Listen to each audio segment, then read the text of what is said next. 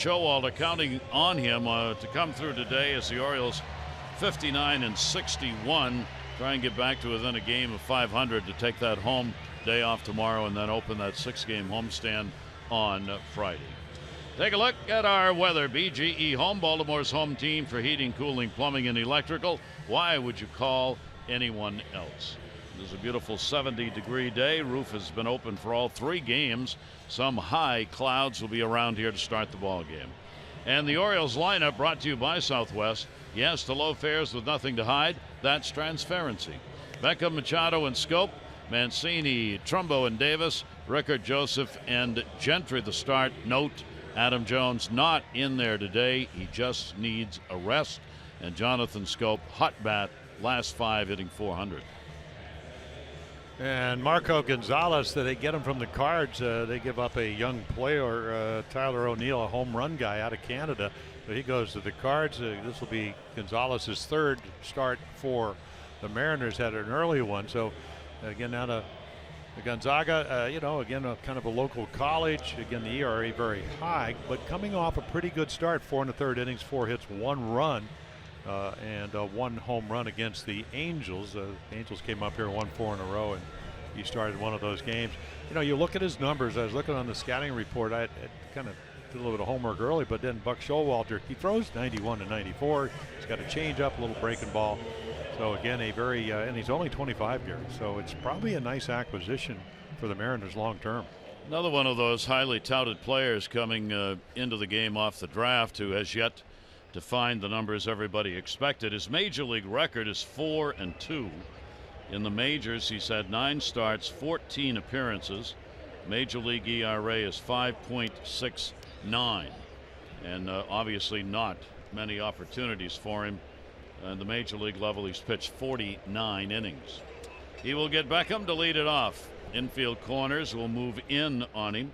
Tim with a 4 for 9 home run, RBI in this series, including a leadoff homer, first of his career. Fouls that one away for a strike. And we are underway for the day game here in Seattle. Yeah, very simple windup. And again, this Tyler O'Neill was a home run kid. His dad used to be Mr. Canada weightlifter, so he's 5'11", hits a lot of home runs, so you get a pitcher for a hitter. Pitch on the way to him will go to right center field. That's hit hard. Iridia going back, looking, and that's going to be gone. Goodbye home run. He's done it again. Just enough to make it over that right center field wall, and for the 2nd time in this series, he's delivered a leadoff homer, the only 2 he's had in his career. Well, he did one on Monday night, but it was more to right field here. This is where they brought the fence in, and if you take a look, it came in about 8 feet out there. It used to be almost probably 390, 395, but that ball was drilled. That's not your normal home run. You think off the bat it's only going to be a double up the gap because it's so deep here, and it sails right out of here. Beckham continues his amazing run with the Orioles. That's his 5th home run and 11th RBI in 16 games as an Oriole, and the Orioles are up just like that, 1-0. Pitch taken down low by Manny Machado. Yeah, well, take a look, and again, it's very similar, maybe even a better pitch than the one he hit off Gallardo, and this is just a bullet. You figure, Heredia, who's playing center field today, with Dyson, who made the great throw, getting the day off, and you think it's going to be a double, and all of a sudden you're down 1-0. He hit the first pitch on Monday for a home run, the 2nd pitch today for a home run. Ball put up in the air again behind second base. Cano is there. He's got it. And Manny Machado retired. Take a look at the defense. It's it's kind of like the Orioles, maybe a couple more errors, right? Probably about 5th or 6th. Gamel, Heredia, and Martin, and then Valencia, Segura, Cano, Alonso, and then Mike Zunino. 3rd game, 3rd catching in all of them. So again, Seager apparently still has that stomach flu. Didn't play yesterday, and out of the lineup again as they get ready to embark on a long trip to the East Coast. 6 home runs have been surrendered by Gonzalez this year. He gave up 3 in the start against Milwaukee, and home runs early on, at least, a real problem because he hasn't pitched that many innings to be giving up home runs. 11 2/3 innings and 6 homers. Pitch will be taken away. Jonathan Scope. Jonathan's got a 5-game hit streak coming into the ball game. Well, Tommy John last year for him, Gary. So you know, in the Cards minor leagues, he was 8-4, low ERA, a little over 3 runs a game. And then his last 4 games down there didn't give up any home runs, but that is the minor leagues. But Tim Beckham, this is I mean, you got Giancarlo Stanton. I mean, he's going crazy over the National League, but swing and a miss, kept it down low. Yeah, there's the changeup. He's supposed to hit home runs. You know, Beckham is the guy with gap-to-gap power that's going deep. Seems like every game. Beckham has 17 now on the year, but all 5 of the Orioles have come in rapid succession. That ball's hit towards second. Cano's not going to get to it, and Scope's on and immediately continues his hit streak. Jonathan now has hit successfully in the last 6. His hot bat continues. Yeah, you know, we saw last night when Albers, who gave up the home run to Jonathan early on like a hanging breaking ball, he was able to after that, and they retired 20 in a row, Albers and the rest of the bullpen. But when they don't hit the ball hard, and this is a fast infield, that's when you can kind of close the gap as a defensive player. That ball was ripped. And here is Trey Mancini batting in the cleanup spot. Mancini's had a 1-for-8 with a home run in the series. Left-hander's delivery to him, strike taken. Orioles faced the starter and a left-hander last night in Albers, who got the win. So the Orioles against left-handers 20-18, 8th best win percentage in the majors. It's the Dodgers, who lead in everything else, who've had the most wins against left-handers this year too. The Dodgers have gone 28-11 against left-handed starters this year. Of course, hasn't made much difference to the Dodgers whether you pitch left, right, or both. Mancini with a 1-ball, 1-strike count. Not a big lead at first base for Jonathan Scope. He'll be held by Alonso, who's playing first in the game. And that one's going to be up and away. How about the Dodgers being 50 games over 500 already?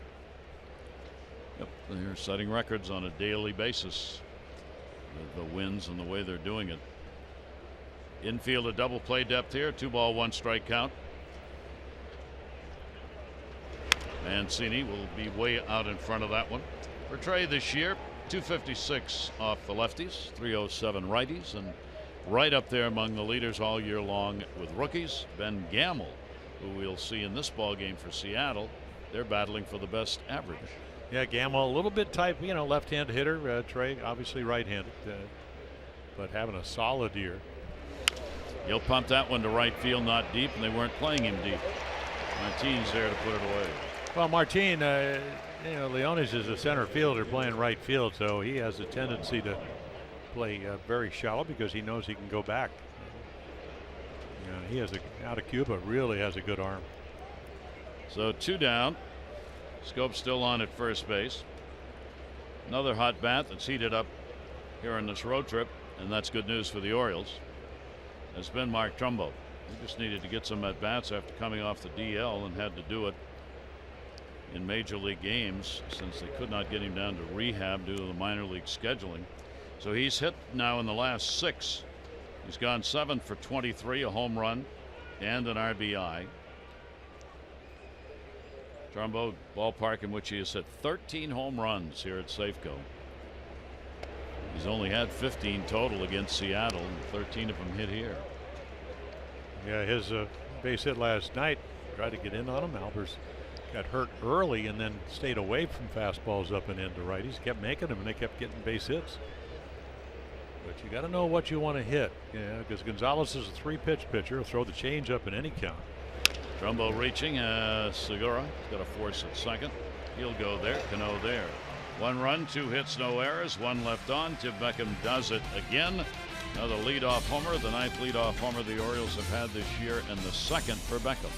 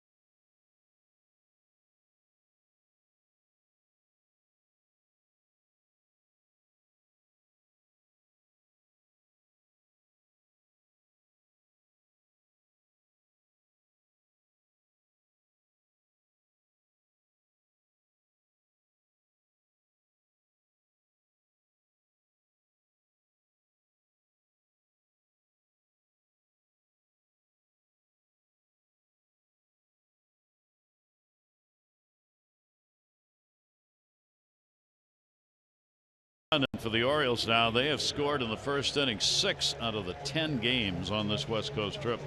Let's take a look at the starting lineup for Seattle. It's getting juggled every day. Segura, Heredia, Cano, Cruz, Alonso, Valencia, Gamel, Zunino, and Martin. Segura last 6 for 35. Again, Ubaldo. There it is, two-seam fastball.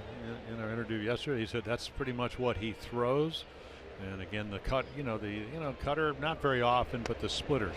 Throw strike one, get ahead. Average fastball probably around 90, 91. Again, not particularly good numbers, but lately giving them a chance to win in all the last 4 games. Waldo over the top, pops that one up second base. Jonathan Scope going back into the outfield. He'll track it down, and Segura on a couple of pitches is retired. Yeah, take a look at the defense. Mancini, Gentry, Rickard, Adam Jones getting the afternoon off, at least initially. Machado, Beckham, Scope, Davis, and then Caleb Joseph. After Wellington, Castillo did the catching last night. Mike Showalter goes to Adam Jones every day because of the problems with the hip, the ankle, all that banging he's done on the front leg in the batter's box. And today he said it's very rare that he's never going to hear Adam say I don't want to be in. Buck said today when I went to him it was pretty close. So he said when Adam says that, that's all I need to hear. And so he's going to get a rest and couple that with a day off tomorrow. Hopefully come back Friday and feel a little fresher. That's 72 hours off. That's all. I mean, that's a ton of time. It's almost like an all-star break, and as you get into the latter part of August, so that should be significant. Heredia's got a 4-game hit streak. He's had a big series against the Orioles. He has gone 4 for 8. And Heredia's been troublesome on base, picking up some runs here in this series, getting the start in center field today. Ubaldo's delivery will miss down low, gets ahead though, and a 1-ball, 2-strike count. Well, he looks like a pretty good hitter. He doubled on a curveball. He sprayed fastballs right center, left center, out of Cuba. Really good arm. Got him on the outside corner with it. Ubaldo locating for the K. Well, he's coming off 11 strikeout game where he struck out 9 of the first 11 Oakland A's, and this is how he did it. I mean, the fastball command was terrific. He'd get ahead. Very young ball club. Take a look right here at ball again. I mean, if home plate umpire is going to give you that pitch off the plate, you're going to say thank you very much, and then try to do that all afternoon. Adrian Johnson, home plate umpire, historically will favor the pitchers on those close calls. Not significantly, but enough to make a difference. Pitch will be taken. 4-ball down low. Robinson Cano. Cano has hit Jimenez hard. Lifetime 9 for 17 and has 2 home runs off of Ubaldo. Orioles have held him to just a run, 1 hit rather, and 8 at bats in the series. He'll foul it back. Yeah, good average month in August. Yet to hit a home run. But then again, he's a lifetime hitter, 300 hitter. I mean, hits things in there against you. Made a great point about it. Maybe not hitting left-handers. Hit 39 home runs last year, 11 of them against lefties. So not hitting lefties as well as he did last year. He had one of those career years, at least home run-wise. Snapped a 6-game hit streak last night. Chopper off the plate is foul. He had an 0 for 4 in the ball game last night, but he's hitting .417. He scored 6 runs during the last 7 games. He has had a hot bat. Outfield straight up. Now they'll move Mancini a bit over towards left with the pitcher's count here, and Ubaldo with a 1-2 delivery. It'll be taken inside. Orioles 59-61, 9.5 out of the division. They're 2 back for the second wild card with 5 teams in front of them. The M's a 1.5 out of the second wild card, 3 teams in front of them. Near the thigh and missed with it. 3-ball, 2-strike count. Orioles just have not been able to get a streak going, but neither's anybody else. So that wild card race every day, players flip-flop in positions, chasing down a wild card spot. That'll go to Jonathan Scope. He will get the big hop. Throw over to first there in time. Cano retired. A good inning. Ubaldo sets them down in order, and after 1, the Orioles have a 1-0 lead.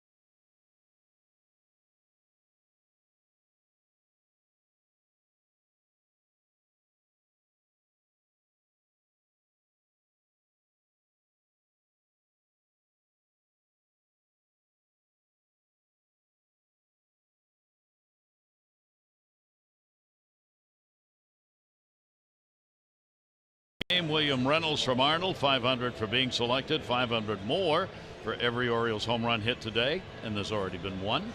Play Home Run Rich's Scratch House, win up to $50,000, or enter non-winning tickets for a chance to be the contestant of the game. Visit mdlottery.com/home run. William, congratulations. Beckham's home run worth 500 for you, and the Orioles, it's worth a 1-0 lead. Second inning, it'll be Chris Davis, Rickert, and then Joseph due up. Chris, he's had 3 hits, 8 at bats, couple of RBIs in this set against Seattle. Left-hander's delivery to him, and that will be in there for a strike. Chris hitting .238 off the lefties and only .208 off right-handers.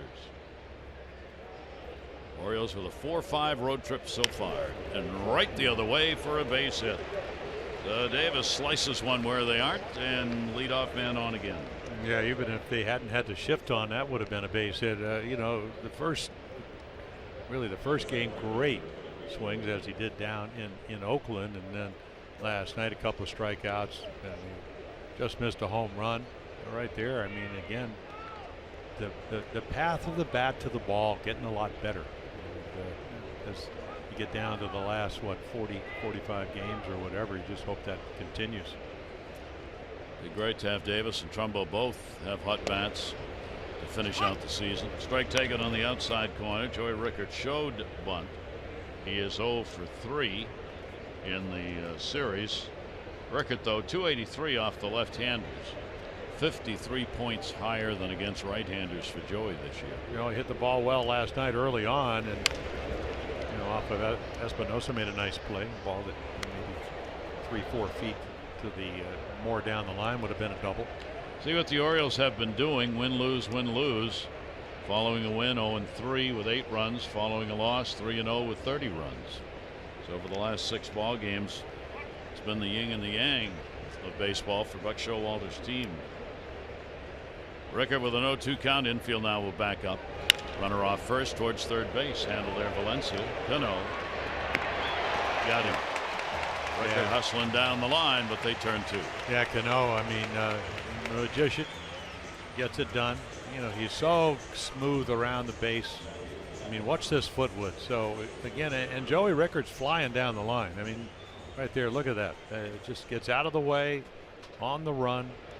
I mean, he really running out hard because he knows this is a potential double play ball. Makes it close, but Cano, smoothly, deftly done.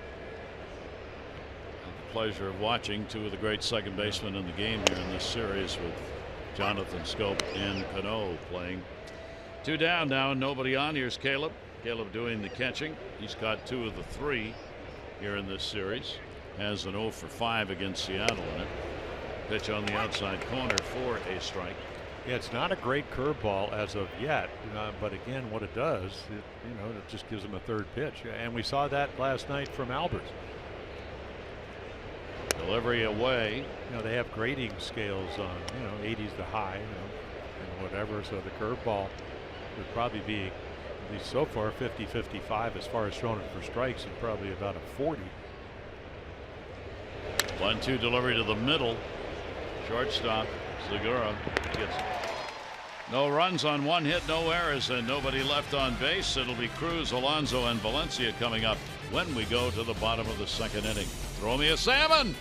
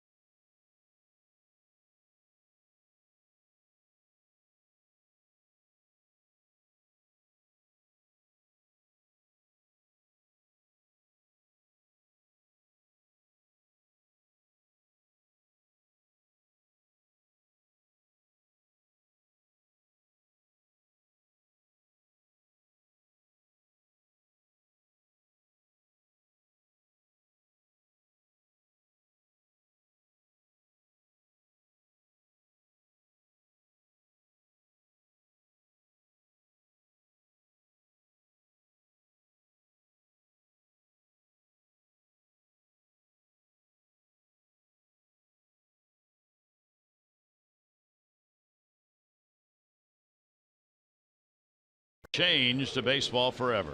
The Birds host the Angels this weekend, Friday. All fans get the 25th anniversary poster presented by MeQ and post-game fireworks presented by Baltimore Area Credit Unions. For tickets, Orioles.com or 888-848-BIRD. That's coming up, part of the weekend series. That's on Friday. The fine chapeau for a day game. Got it going right there. Not going to stay on for long. Orioles up 1-0. Ubaldo gets Cruz, the designated hitter, to lead it off here. It's funny, you got Cano in front of Cruz, is 9 for 17 off Jimenez. Cruz is 2 for 17. Exact reverse numbers for the number 3 and 4 hitters against Ubaldo in the Seattle lineup. Yeah, I think the one number that really jumps out for Ubaldo is the home run total. The most he's ever thrown in his career. The most, I mean, higher per 9 innings, almost 2 per 9 innings, 1.93, and his lifetime career is 0.87. That's less than 1 per 9 innings, so it's up dramatically. And the pitch is taken away for a ball. Cruz has got an 8-game hit streak. There's the defense against him.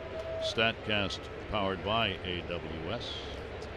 During the hit streak, his second longest of the year, he's hitting .414.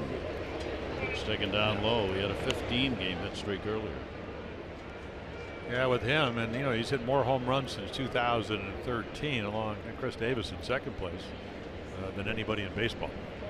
2-1 delivery on the way. Pitch is going to be there for a strike. Glad we got that sign on right behind home plate. You may have seen it when you were looking at the batter. Youngster was down there all morning, hollering up, pointing out. He had the sign, "Let's go O's." Got a big hole in the sign where he can stick his head. 2-2 delivery on the way, and got him with a nasty pitch in. Well, again, when you're, as we look at our Mercedes pitch cast, when you're 2 for now 18, you probably don't see the ball real well, in spite of how hot he is. He's hit 11 home runs, or 9 home runs since July 30th. Only Stanton, was on a red hot streak, 22 in his last 34 games with more home runs. But I mean, he swung at a ball, what, 6-8 inches inside? Where Ubaldo wanted him to do.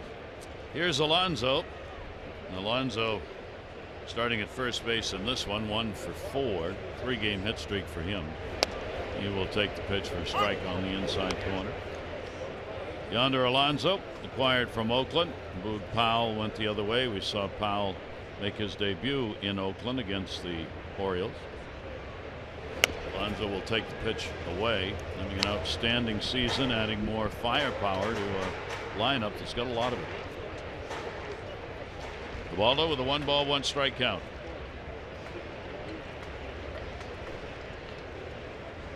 Defense in the shift in the infield, and he'll foul it back. Well, when Caleb Joseph catches Ubaldo Jimenez, I mean, your throwing percentage is going to go down as far as trying to keep people from stealing. But the thing about Caleb, he's been able to get him in the strike zone and then use all his pitches. And right there, 1-1 count, first breaking ball. Wasn't a great one, but a strike. So again, the ability to throw strikes lately, and the velocity's been good, 92, 93, 4 on occasion, and then you don't really know what's coming. Earlier in the year, he's behind everybody, and then you did know what was coming, and then got in a lot of trouble.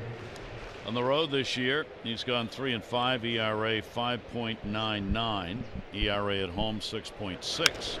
That's in the air the other way, curving towards the line. Mancini makes a nice running catch. Second time in this series, Trey Mancini has tracked one down in left field. Yeah, Valencia hit a rocket, a bullet that kind of hooked away from him. He caught it, and this one slicing away from him. So Alonso doubled the first time up, and I mean, he's fighting the sun too. Look at the glare. So again, a guy that learned how to play the outfield and was mostly right field in spring training in Sarasota, takes a double away from Yonder Alonso. And when you're, and even if it's early, and right in the webbing. So again, a terrific catch. Trey Mancini, big defensive play. Here's Valencia, 0 for 6 in the series, breaking ball. It's going to be in there for a strike. Danny Valencia, former Oriole. He's not had success against Jimenez either. He's gone 1 for 11 against Ubaldo.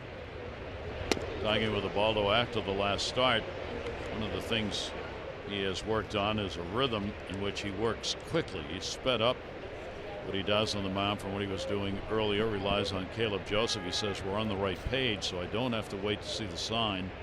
He and I know what I'm going to throw, and I just can get ready to deliver it. Well, in 2013, he pitched very well, but he was 9-9 going into September, and he went 4-0 with a 1.04 ERA. And I asked Mickey Callaway from the Indians, who was his pitching coach.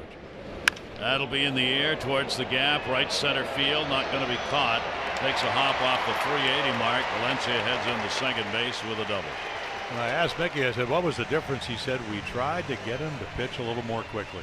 Now, obviously, when you go 4-0, the team's playing well, but when you give up one run a game, things are going in the right direction right here. This splitter stays up, and now all of a sudden, now this is exactly where Beckham hit the home run. So you think after that, maybe the ball is carrying that way, but didn't hit it as well as Tim, so he gets 2 bases instead of the home run. Rickard can't run it down, so a 2-out double. That'll bring the rookie Gamble up. Ben Gamble has played in 2 of the 3. 0 for 3 in game 1 he was in. Left-handed hitter, runner at second base. Good numbers all the way around, including in these situations. He's .280 with runners in scoring position this year. Leads, as we showed you, rookies in average with that .295 mark. Gamble down to first and foul. Well, he's doing exactly what he did at AAA for the Yankees. Came over in a trade for 2 young pitchers before the trading deadline in 2016. He was the MVP in the International League. Year before, he was the rookie. Almost identical years. And they hadn't have room for him. They got Ellsbury, they got Gardner. Another ball fouled into the seats. Gamble coming out of Neptune Beach in Florida. Major League debut with New York against Boston. That was on May 6th of last year. Yeah, the numbers have gone. If you look at those numbers, have gone down. I don't know if it's the fact that maybe they're getting a little bit better read on him. Runner off second base. Gamble takes it in the dirt. Caleb with a stop holds Valencia at second, and the count will go to 2-2. Well, they like him, talking about the Mariners, because he can steal bases. He's good defensively. Doesn't try to hit home runs, but capable of doing that. Waldo's pitch to him. Got on top of that, chopped it to second base. Didn't get much of it. Jonathan Scope makes the play, and that'll do it. No runs, 1 hit, no errors, 1 left on. That runner left. Valencia at second base. 1-0 O's.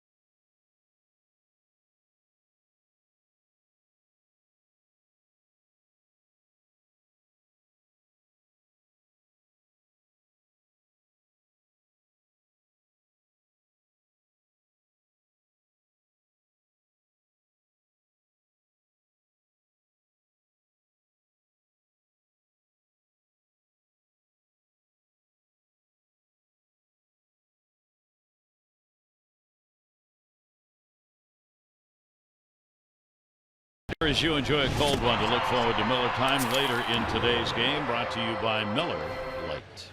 Gary Thorne, Jim Palmer with you here in Seattle. 12:30 start time locally. Good crowd on hand. Lots of youngsters on hand under sunny skies with the roof open here at Safeco. Yeah, beautiful day. Weather's idyllic. Had a great 3 days here. I guess if we had been here a week earlier, with temperatures were in the 90s, the haze from the wildfires up in British Columbia, we're blowing this way. That's all blown out. Yep. Couldn't be any better. Craig Gentry leads it off. Gentry will foul the pitch back. Gentry getting the start in center. It's only his second start in center field, with Adam Jones getting the day off today. Gentry has not had a lot of playing time. One at bat in this series, and on the road trip he's gone 2 for 4. He'll foul that one off. Bounces up. You just saw Adam Jones. He had a great road trip. Started off leading off, and that was a 1 for 11 in Anaheim, and then all of a sudden turn it on in Oakland and here. 11 for 36, a couple of home runs, 8 RBIs. But he's hurting. Yeah. So he gets the rest. Beckham and Machado to follow. Left-handers delivery to him.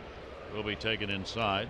Gentry's hit 200 against lefties, 235 off right-handers. Orioles will have roster changes due when the game begins against the Angels on Friday to open up that homestand. 1-2 delivery down to third, foul. Santander's got to come back, the Rule 5 player, or the Orioles will lose him. Ryan Flaherty is ready to come back. J.J. Hardy won't be back till the expanded rosters in September. And Orioles will have to decide, what do we do? With a day off, Dylan Bundy's going to be the one who gets the extra day's rest. Haven't announced the starters yet. At least we haven't seen them officially for the Angels series. But that's been the plan since last month, that whenever there's a day off and they can rest Bundy an extra day, that's what they'll do. That ball in the air and foul. Yesterday, Buck Showalter even talking about Tillman back in the starting rotation if it's going to be 6 pitchers in that rotation. He doesn't like having this many people in the bullpen, especially with Tillman, who's not practiced in the art of coming out of the pen. So Chris may indeed be able to get a start here and be back in the rotation. Down to third, right into the glove of Valencia. Yeah, the luck factor, you hang a curveball and then he smokes it right at your third baseman. Well, they call the hot corner, but because there's 2 strikes, he's deep. Makes the play a lot easier. Yeah, but he'll use the curveball. So again, with when you take the 3 pitches, he hasn't really thrown over 91. But again, it's a hanger. And then good at bat, but bad result. Only because it's hit right at Danny Valencia down at third. That's what Rickard did last night. And Espinosa flagged it down. Tim Beckham, the leadoff homer for the Orioles. Pitch inside for a ball. He's now hit in 15 out of 16 games, hitting over .484 in those ball games. 5 home runs, 11 RBIs. Beckham, the story of hitting here in the American League over the last month. He came into this ball game hitting .484 in August. That is the #1 average in the American League for the month, and we are halfway through, believe it or not, the month of August. 1 ball, 1 strike count on Tim. Machado waiting on deck. Pitch will be away. Yeah, that interesting note. The Orioles, the last 20 batters made out. They said, well, the last time that happened is on Felix Hernandez's perfect game back in 2012. Of course, he retired all 27 in that game. Yep, the Orioles did not have a hit from the 3rd inning on. And the pitch will be inside. So Gonzalez, the left-hander. 3 ball, 1 strike count on Beckham. With speed, of course, and with Manny Machado waiting on deck. With Adam Jones out of there, Mancini's assumed that cleanup spot today, and that's in there for a strike. Yeah, so the fastball for the home run, and then a lot of trying to go in with the fastball, and then when you get into a fastball count, changeups, and that sets up this pitch. Because if you're Tim Beckham, you can look for your pitch, but you have no idea what's coming. Full count, 3-2 on him. Beckham will ground it short. He was out front. Segura. 2 down. Celebrate the ballpark that forever changed baseball. The Birds and the Angels this weekend. Saturday, Orioles welcome back members of the 92 Birds, Oriole Park's first team, and select players are going to participate in a pregame home run derby that's going to start at 6 o'clock. That's going to be on Saturday. All fans get the 25th anniversary Oriole Park replica ballpark tickets at Orioles.com. They'll have some fun with the home run derby. I think they got 4 groupings of players who are going to participate in that starting at 6 Saturday. Pitch will be taken down low. Manny Machado popped out his first time up. So Manny now with the 3 for 10 in the series. Machado will take a pitch up high. Manny against the lefties, 270, 257 off the left-handers. Manny, of course, since the All-Star break, entirely different numbers than what he had before. Since July 30, he's hitting 378. Pitch will not catch the outside corner, 3-0. Yeah, he's willing to go to right field, and early on, kind of the numbers show a lot more balls to the pull side, which he's certainly capable of doing, but it's hard to hit good pitches that way. Did he go? Yes, he did. The home plate umpire will make that call himself, Adrian Johnson, and the count goes up 3-1. Yeah, chased a 2-0 pitch, popped up the first time, and you can see how far out that bat gets in front. And that's what the first base umpire is looking at. Ball goes to short again. Segura deep in the hole. Makes the throw, and that will retire the side. A 1-2-3 inning for Gonzalez. Still the run up on the board is the Beckham homer.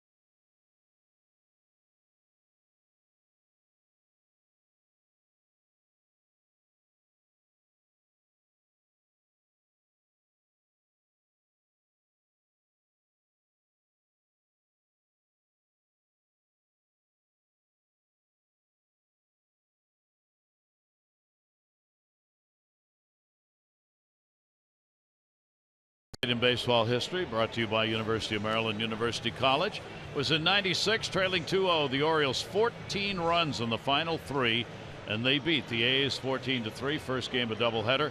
The O's 19 hits, second day in a row off A's pitching, and they would also win the nightcap in 10 innings, 5-4. And on this date, Boog Powell ran it out. Boog legged out an inside the park homer, the 9th against ex-teammate Steve Barber. That was in Seattle. In a victory for the Orioles. Boog and inside the park. That was the old Six Stadium, and that's where they used to play the Pacific Coast League games here before one of my favorite parks, the Kingdome, was being built. And it was, wind was blowing in about 35 miles per hour, and Wayne Comer had come over in the expansion draft. He's playing center field, and Boog gets one about 450 to kind of right center field, and Wayne just turns around to watch it sail out of there, and then he realizes the wind is going to keep it in the ballpark. So he goes sprinting to the outfield fence. 1-1 to third. That's going to be down the line by Zunino. It'll roll into the corner. Mancini going after it. Zunino's on his way to second base with a double. Yeah, that was the story of last night's game. All these leadoff doubles. Orioles only scored 1, gave up 3. So Zunino with a home run early.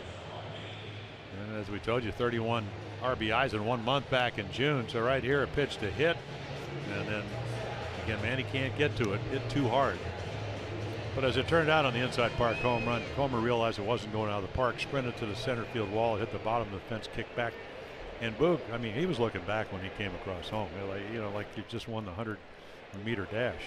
You're going to get the gold medal. He did. He didn't have to slide. So leadoff man on at second, trying to bunt him around, and a bad effort by Martin. Trying to push that ball down to third and almost swung at it. Yeah, but he gets an E for, baseball 101, where, hey, you're not scoring a lot of runs, but, it looks like Gonzalez has changed his strategy to pitch, and now look where Manny has to play him. Makes it a little bit easier maybe to get a base hit. Pitch on the way by Ubaldo, swings away, fouls it back. Martin's had a couple of hits in 14 at bats against Ubaldo. The right fielder batting ninth with Segura waiting on deck. So Martin trying to get that runner at least moved around over to third base. 2 doubles in the ball game are the 2 hits for Seattle. Valencia had the other with 2 down, and the second was stranded. 0-2 delivery on the way. Martin again the other way, late on those last 2, and all 3 foul balls over on that third base side. 0-2 count. Yeah, Martin with a real slow start, but it gives you an idea. They get a lot of depth here because he hit 15 home runs last year, stole over 20 bases. Good outfielder out of Cuba. Good lead off second base. Martin will wait on it. Held up, didn't go around. And Morales down at third base. Well, Martin played a lot of time at Tacoma this year where he hit .312. He had 11 home runs and 39 RBIs playing for AAA Tacoma. Yeah, this is where you try to strike him out in this count. Keep Zunino from the 1-2 will miss. But he won't go for the splitter. 2-ball, 2-strike count. With a victory for Seattle last night in their 3-1 win, they are now 33 and 32 at home, 60 and 61 overall. They've been a 500 ball club in every sense of the word. 2-2 pitch on the way. Ow! Hit the bat. Tried to hold up on that and he hit it right on the knob of the bat. It's not easy to do. I mean, you're holding the handle of the bat, and the only thing out there, look at the knob. And it somehow gets it. That's, choked up a little bit. So there's more knob, and it almost looked like it hit his hand, but it sounded like it hit. Take a look from this angle, right off the knob of the bat. It's a good reason to choke up, isn't it? Yes. You can't do that if you try as a pitcher. He's up about 1.5 inches on the bat. 2-2 is inside, so 3-2. So now all of a sudden it changes. You got the time run out at second base, and you're early in a ball game, and the last thing you want to do when they come up with a second time, they've already seen all your stuff, is walk somebody here. 3-2 delivery on the way. Martin puts it up in the air, not deep at all. Beckham backing up. He'll put it away, and a big out, 1 down. Runner back to second base. Show off those photography skills. Follow Masson Orioles on Instagram. Tag all your best O's related photos on Instagram with hashtag #IBackTheBirds. Masson Orioles could repost your photo, hook you up with an O's prize pack. That's hashtag #IBackTheBirds on Instagram. Segura at the top of the order. Segura popped out his first time up in the series. Seattle's gone 4 for 16 with runners in scoring position through the first 2 games. They are 6th in the league as a team, hitting .265 in these situations. And Segura gets the opportunity here. Not trying to hold the runners. Zunino at second base. He's got a real good secondary lead. Ground ball to short. He's got to stay right where he is. Back him up. Makes the throw. 2 down. And Seattle leadoff double. Not been able to move him. That'll leave it up to Heredia. Heredia, their center fielder, called out on strikes his first time up. Heredia .254 this year with runners in scoring position, .284 overall. Yeah, struck him out on a low and away fastball. He kind of froze him. A couple of splitters and breaking balls early in the count. Heredia's had 7 hits in his last 16 at bats during this 4-game hit streak he's in. He's going to get one and an RBI. Mancini's got to chase it. It'll roll into the corner. Zunino will score. Heredia gets another double. He's just been a danger for the Orioles in this series. Well, fastballs and then a hanging slider. And again, a lot of times to be a good clutch hitter, you got to get a good pitch to hit, and he gets one that floats up there, and then he hit a curveball for a double. Scored the second run last night, and then he hooks this one down in the corner for a line drive hitter. again, $400,000 bonus out of Cuba. So you got a guy that, you know, you got plenty of opportunity if you have all kinds of international scouts to see what kind of player he is. And he's, you know, he makes contact, and you don't have to worry about, you know, getting a high school or a college guy. You already, I mean, you had a track record of a couple of thousand at bats. 22 RBIs for Heredia.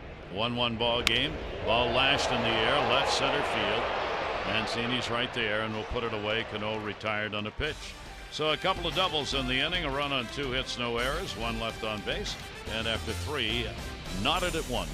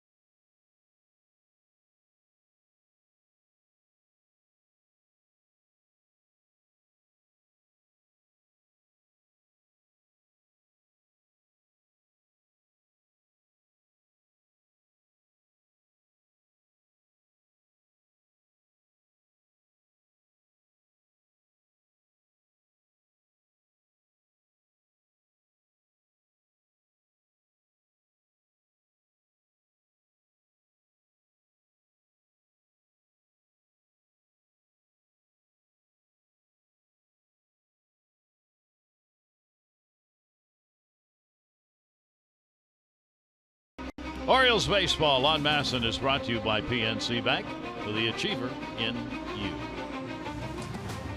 This gorgeous city of Seattle. Tourists galore here in the summer season visiting. We welcome you. We've been watching the Nationals game. Gary Thorne, Jim Palmer with you here in Seattle. Tim Beckham, second leadoff home run for him, and they've come in the last 3 games. And Guillermo Heredia, RBI double in the 3rd, tied it up at 1-1.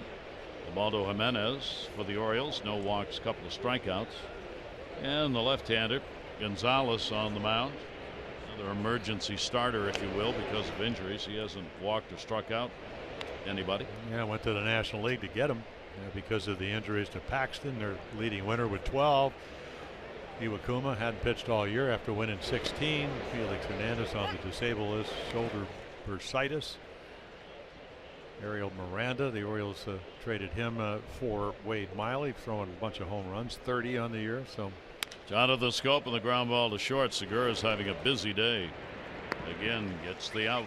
Well, you get a young pitcher in Gonzalez, but again, you know, he's a terrific college pitcher. You know, Tommy John, shoulder problems, but he knows how to pitch. So all of a sudden now, that is now curveball, changeup, the last 4 outs on off-speed pitches. 2 consecutive years in the Cardinal organization, he was voted the best changeup of any Cardinal pitcher in their organization. That's what he was living on with the Cardinals. Yeah, 91, when you've got 84 to back it up, it becomes a little bit firmer as long as he stays out of the middle of the plate. Now, of course, Trey Mancini is about, okay, there's 91 and I'm going to have a home run swing, but it was a controlled swing. But there's your pitch, and let's see if he gets anything else to hit this time. Mancini flied to right his first time up, tailing down and away. Well, that's the changeup, and you know the scouting report is not only does he have the change, but against righties it has great movement, great depth, a fading action. 10th start, 15th appearance at the major league level in this ball game. He's out of Fort Collins, Colorado. That's where home is for him. And the other thing, Gary, it looks like he can pitch to both sides of the plate. And, that's what you ideally would like to be able to do. Trey will foul that one off. More of a protective and an off-speed delivery. 1 down here in the 4th inning. Run on 3 hits for each team. Seattle won 3-1. out hitting the Orioles 7-6 in the ball game last night. Orioles took the opener 11-3. That'll go into right field. That's going to be a base hit, and that has been the secret for Mancini, especially with 2 strikes. Well, when Edgar Martinez, who won 2 batting titles, he's a hitting instructor here, said this kid looks like he's something special. I said, well, that does a lot of the things you used to do. Edgar, you know, he drove in 145 runs, won 2 batting titles, and you take a good pitch, and that was a good pitch, and he turned it into a base hit because of your approach. That'll bring Mark Trumbo to the plate with a runner on. The Orioles get their 4th hit. Trumbo hit into a fielder's choice his first time up. Mark against the lefties at 259 compared to 234 off right-handers. Well, let's see if he sits on something soft early in the count. Certainly capable of doing that to give you 3 strikes. 260 hitter in this ballpark. As we mentioned, 13 home runs here for Trumbo. 1-0 delivery to him. Mark will take that one down low at 90. Oh, there it is. Breaking ball, and you know, again, he's been getting his hits, and he's getting his extra base hits. You know, he's driven some balls to right center. And when he starts hitting, I mean, the bat speed really gets a lot better. Delivery on the way to him again, coming in with heat at 92, down and in, and again missed. So he goes 3-0 on Trumbo with a runner at first, and Chris Davis waiting on deck. I wouldn't be surprised if you see a 3-0 change up here, just in case he has the green light. Runner not going, ball foul back. Swinging 3-0. Stepped away, tried to drive it towards right. The Orioles had moved into 3rd place in the American League East before last night's game. They've moved back into 4th place as a result of the loss last night, switching places with Tampa Bay. They both have lost 61 games. Tampa Bay, though, has won 1 more than the Orioles. Is it tailor-made? Segura, Cano. Yep. No runs on 1 hit, no errors, and nobody left on base. Marco Gonzalez settling in. Ball game tied at 1.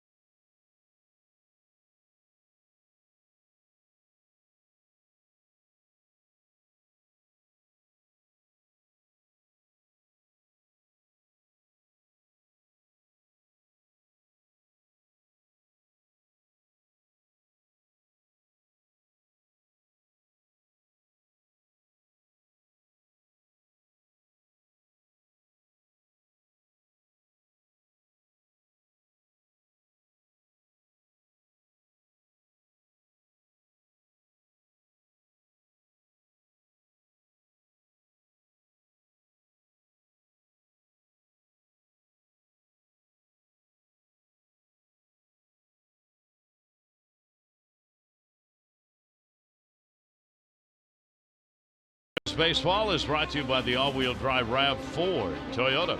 What drives you? Visit buyatoyota.com for great deals. Gary Thorne and Jim Palmer here in Seattle. Great to have you with us. Oh, a really good day to be out there on the water, Puget Sound area, or here at the ballpark, where there are a lot of kids and a lot of Oriole fans who have been on hand for all 3 of these games, displaying the colors here in Seattle. Nelson Cruz will lead it off. He's continued his assault against the Orioles. He's got a 14-game hit streak against Baltimore. You got to go all the way back to May of 2015. During that streak, he's hitting .396, 5 home runs, 15 RBIs, and he has been on base in 51 of 54 games against the Orioles. Now, is that any way to act against your former team? Right. Yes. If you ask Nelson. Well, they got him bargain bin, you know, $8 million, and he hit 40 home runs for him. Fabulous guy on the field, in the clubhouse. Towering pop-up bag, no play. And then a 4-year deal here. There are the homer numbers. Yep, and there you are. And of course, Stan trying to catch up in about a month and a half the way he's hitting them. And Edward Encarnacion, and of course he's done a lot of damage against the Orioles. Orioles don't miss seeing a lot of him. 2-1 delivery on the way, and that'll be taken away for a ball. Here in this series for Cruz, after striking out his first time up, he is 2 for 7. 1 home run, couple of RBIs. Jimenez with the 3-1 delivery to him. Cruz rattles it foul, so Jimenez comes back on him and another full count. Yeah, and then I think, you know, you leave Baltimore where you hit 40 home runs, I mean, because you also drove in 108, and then he went 44, bigger park up here, even though they brought the fences in a little bit, and then 43 last year. So 128 home runs in the last 3 years coming into here. Ooh, breaking ball that didn't, not thrown that hard. And well, that's still why, don't want to get hit by it. Well, right, but again, he knows that. Very sensible player. That is the 3rd hit batter by Jimenez this year, and a leadoff man on for the 2nd consecutive inning for Seattle. Yeah, just a spinner.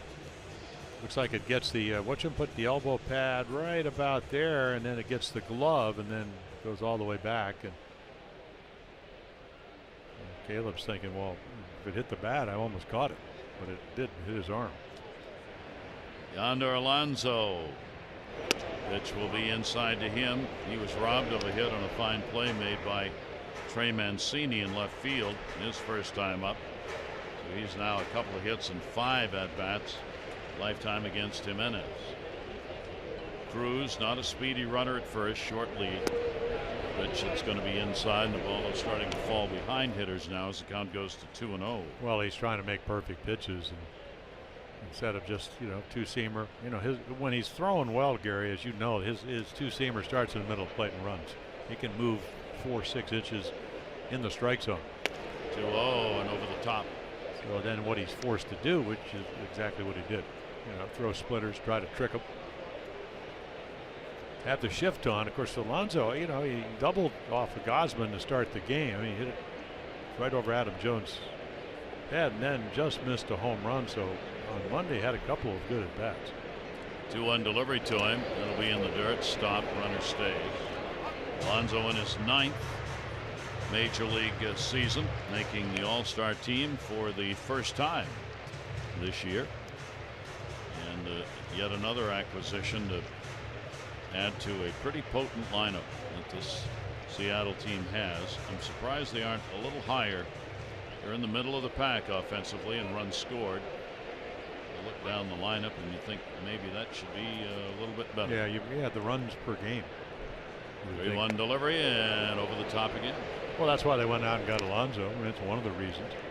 Yeah, you know, you always talk about it. Again, you know, the Orioles hitting what, 297 with runners in scoring position. They're at 265, but they have about almost 200 more opportunities.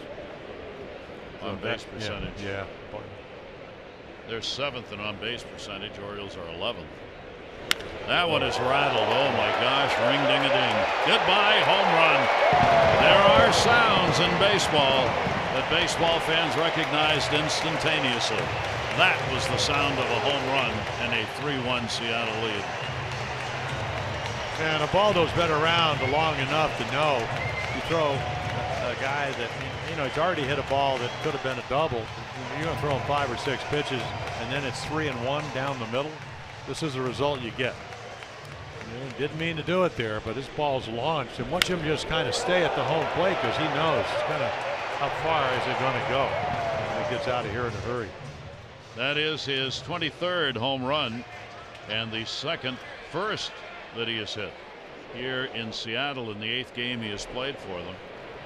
With Seattle in 8 games now, 3 RBIs. He's just starting to heat up here. Ball popped up towards second base by Danny Valencia.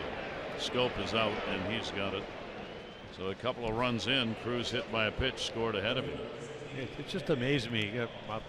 Go ahead, Gary. All right. When the O's score, you score at McDonald's. The more the O's score, the more Chicken McNuggets you score. Download McDonald's app today. Back to you, Jim. No, I'm just saying. I mean, Danny Valencia pops up, never throws the bat away, never runs, just holds the bat. You know, it's a disease that's creeping through the game. It seems to be the opinion of most every player nowadays. If the ball is hit at somebody, I might as well just watch it because I'm out. Or if it's popped up, sunny day, sun in and out. There are no excuses for it. Gamble down to first and a fair ball.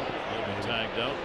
Yes, it is. Well, I'll tell you what, it's Adrian Johnson's calls, and I mean, talk about not coming out. I mean, he let the first base umpire make the call, which was a much harder call because he's got to look through Chris Davis and the runner. And I would imagine Scott Service says, hey, why don't you just go down and take a look at it? Because he hardly moved at all. From up here, and you know, I'm sure we'll have a camera angle. I mean, he's not happy because of the lack of hustle of the home plate umpire. Any ball before it reaches the base is the home plate umpire's call. That time he wasn't in position. He forced the first base umpire. Stu Sherwater kept looking and looking when no call was made, and Davis was going to field it. He signaled fair. Well, so after the home run, 2 down. You know, I guess I got spoiled, and you know, I played for Cal Senior, and then of course his son played 2,632 games and went to the Hall of Fame, and never failed to run a ball out, ever. So I always think fans appreciate that. Baseball fans, it's not asking too much, because boy, when the play happens, the overthrow, the drop ball, and then you get thrown out because you were standing there watching. It should be an embarrassing moment. It really Whether it is or not anymore, I don't know. Well, the Orioles do a pretty good job of it. You know, there's some exceptions. I mean, Adam Jones sets the tone. Chris Davis really runs hard. But then again, he gets it. Apparently. But now guys are in a habit of running down with a bat in their hand.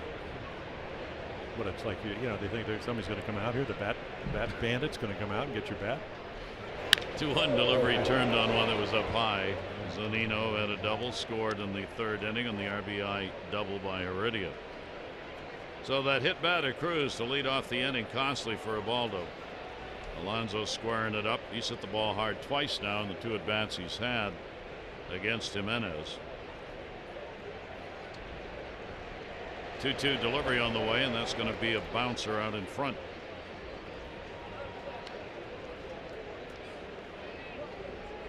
And a 3-ball 2-strike count. Yeah, this guy does have some tremendous power. Zunino with a home run in this series. Actually, another one down there. And again, as you know, we had a little graphic. #1 draft choice. We were here 2012, and it was the series when Chris Tillman had come back up from the minor leagues and would have probably one of the best games he ever pitched. But Zunino had signed and then would work his way up here to the Mariners in the big leagues.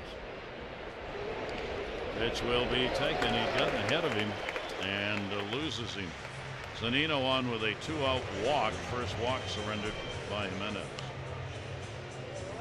That'll keep it alive for Martin. Bullpen in great shape for the ball game as needed. Like Showalter saying after the game last night, he couldn't really be any much better off. They worked O'Day for an inning in the 3rd, Givens an inning, Brock an inning. And the night before that, game 1, Castro, the only bullpen artist needed, came in for 2 innings. So they're in good shape, especially with a day off coming up tomorrow. 2 down. Martin takes the off-speed pitch for a strike. 3 runs on 4 hits for Seattle. A run on 4 hits for the Orioles.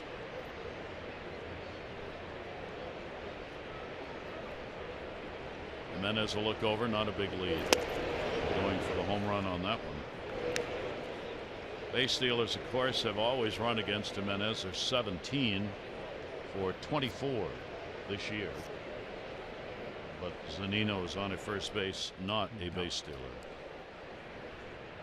Yeah, he's not slow, but he's not a speedster. Which on the way will be up high. Can't ever say he runs well for a catcher because Tim McCarver may be listening somewhere. Right. You know. He would give you an immediate call. Don't say that. 1 ball, 2-strike count. Timmy ran so fast for a catcher, he lost a grand slam because he went by the guy in front of him. That's how fast catchers can be. That's why he's a little sensitive about fast. Also led the National League in triples one year. In a big ballpark. No, it was a big ballpark, but he did lead the National League in triples. 2-ball, 2-strike delivery on the way. It'll be in the air and out of play. The sun causing and may cause some more problems. It was mostly light overcast when the game started. Clouds have dissipated and the sun comes out. It's bright out there, and a number of times today on foul balls, players have looked up not quite sure where the ball was, and we saw Mancini start in on a ball early and have to go back and make a fine catch. That one in the air off the end of the bat towards the Bermuda Triangle, and the catch made.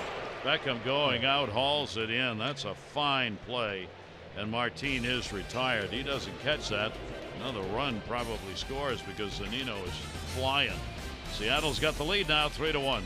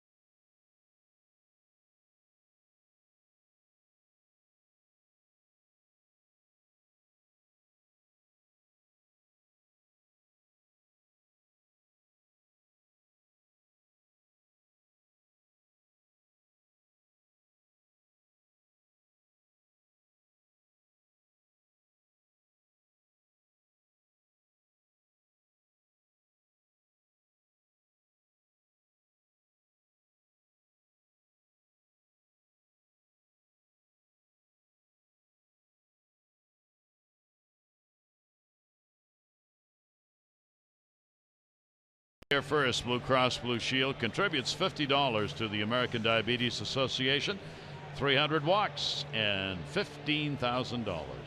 Care First Blue Cross Blue Shield encourages each of us to take that first step towards a healthier and more active lifestyle. Now the Orioles again are going to have to battle back as they are down by 2. They got the lead early in this ball game, as they did last night. Jonathan Scope had a first inning home run last night. Beckham a first inning home run in this game. Yeah, and then the off button goes on the offense. They had their opportunities last night early on. Here is Chris Davis. Chris not ready for the off-speed delivery. Thought he was going to get some heat. Got a weak swing on that one. He had a base hit his first time up. He's 4 for 9. A couple of RBIs in this series for Chris. That ball will catch the outside corner. So Marco Gonzalez getting his first start for Seattle against the Orioles. 0-2 delivery on the way. He only took 3 pitches. Well, this kid can pitch a little bit, and I was looking this morning. Let's see, 1, 2, 3, 4, 5, 6, 7, 8, 9, 10, 11, 12. He had like 15 pro scouts, and boots on the ground will allow you to go and actually see, is this guy better than what you have? Now, obviously, you know, they got a need up here for starting pitching because of all the injuries. But you're always looking for people, and radar guns and numbers and all that don't tell you. If you don't see how hitters react to 91 with a great changeup or a breaking ball or whatever, I just don't think you can do that in a computer. You really have to have people, and you know, even Albers last night, you know, once he got in trouble, he went to different quadrants, so he gives you a different look. I mean, this kid he's got a nice delivery. There's no reason in the world why he shouldn't be able to repeat it because of the windup, and those are the little things you work about. So 91 plays a lot higher. Look at that ability to go in, and then of course, well, you know, Joey Rickard can hit lefties as you mentioned, but he'll see some changeups here. And if he does it, that's when he'll get in trouble. But pitch on the way, and Rickert will take that close but miss. And there is the change, and he didn't get the call. So the count goes to 3 balls and 1 strike. 1 down, nobody on. Caleb Joseph waiting on deck. Gonzalez with the 3-1, and that will be foul back, so he will take the count full. How many innings can be pitched? How many pitches can be thrown? Scott Service, the manager, talking about Gonzalez, said, I certainly am not going to hesitate to let him go 5 and beyond, as he's perfectly capable of doing that, and he's on the winning side of it. I will let him go. That ball's going to go to left, and it's going to be a base hit. Joey Rickert on at first will make the turn. Gamble will get it back in, and the Orioles have a runner on with 1 down. Joey got 1 up and didn't let it go by. Yep. Again, I mean, right here, you got to throw a strike. He didn't walk him. I always thought sometimes that's what you have to do, especially if you have a 2-run lead. Rickert doesn't hit a lot of home runs. Make him put the ball in play, and to his credit, had a nice swing. So Joey's on with hit number 5. The Orioles again out hitting Seattle 5-4, but trailing 3-1. Caleb Joseph grounded out first time up. Soft toss over by the left-hander.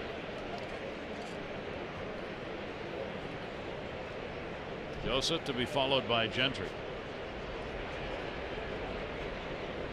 Caleb's had his best numbers against left-handers, 286, a little closer that time with Rickert. Well, 7 steals, and I don't think he'll be running here. 7 out of 8. Pitch taken. It's a strike, and the count's 0-1 on Caleb. Only 1 strikeout and no walks. Gonzalez has let the defense play behind him, especially on ground balls in this game. The number of them going to Segura at short. Runner not going. Foul back over the screen. 0-2.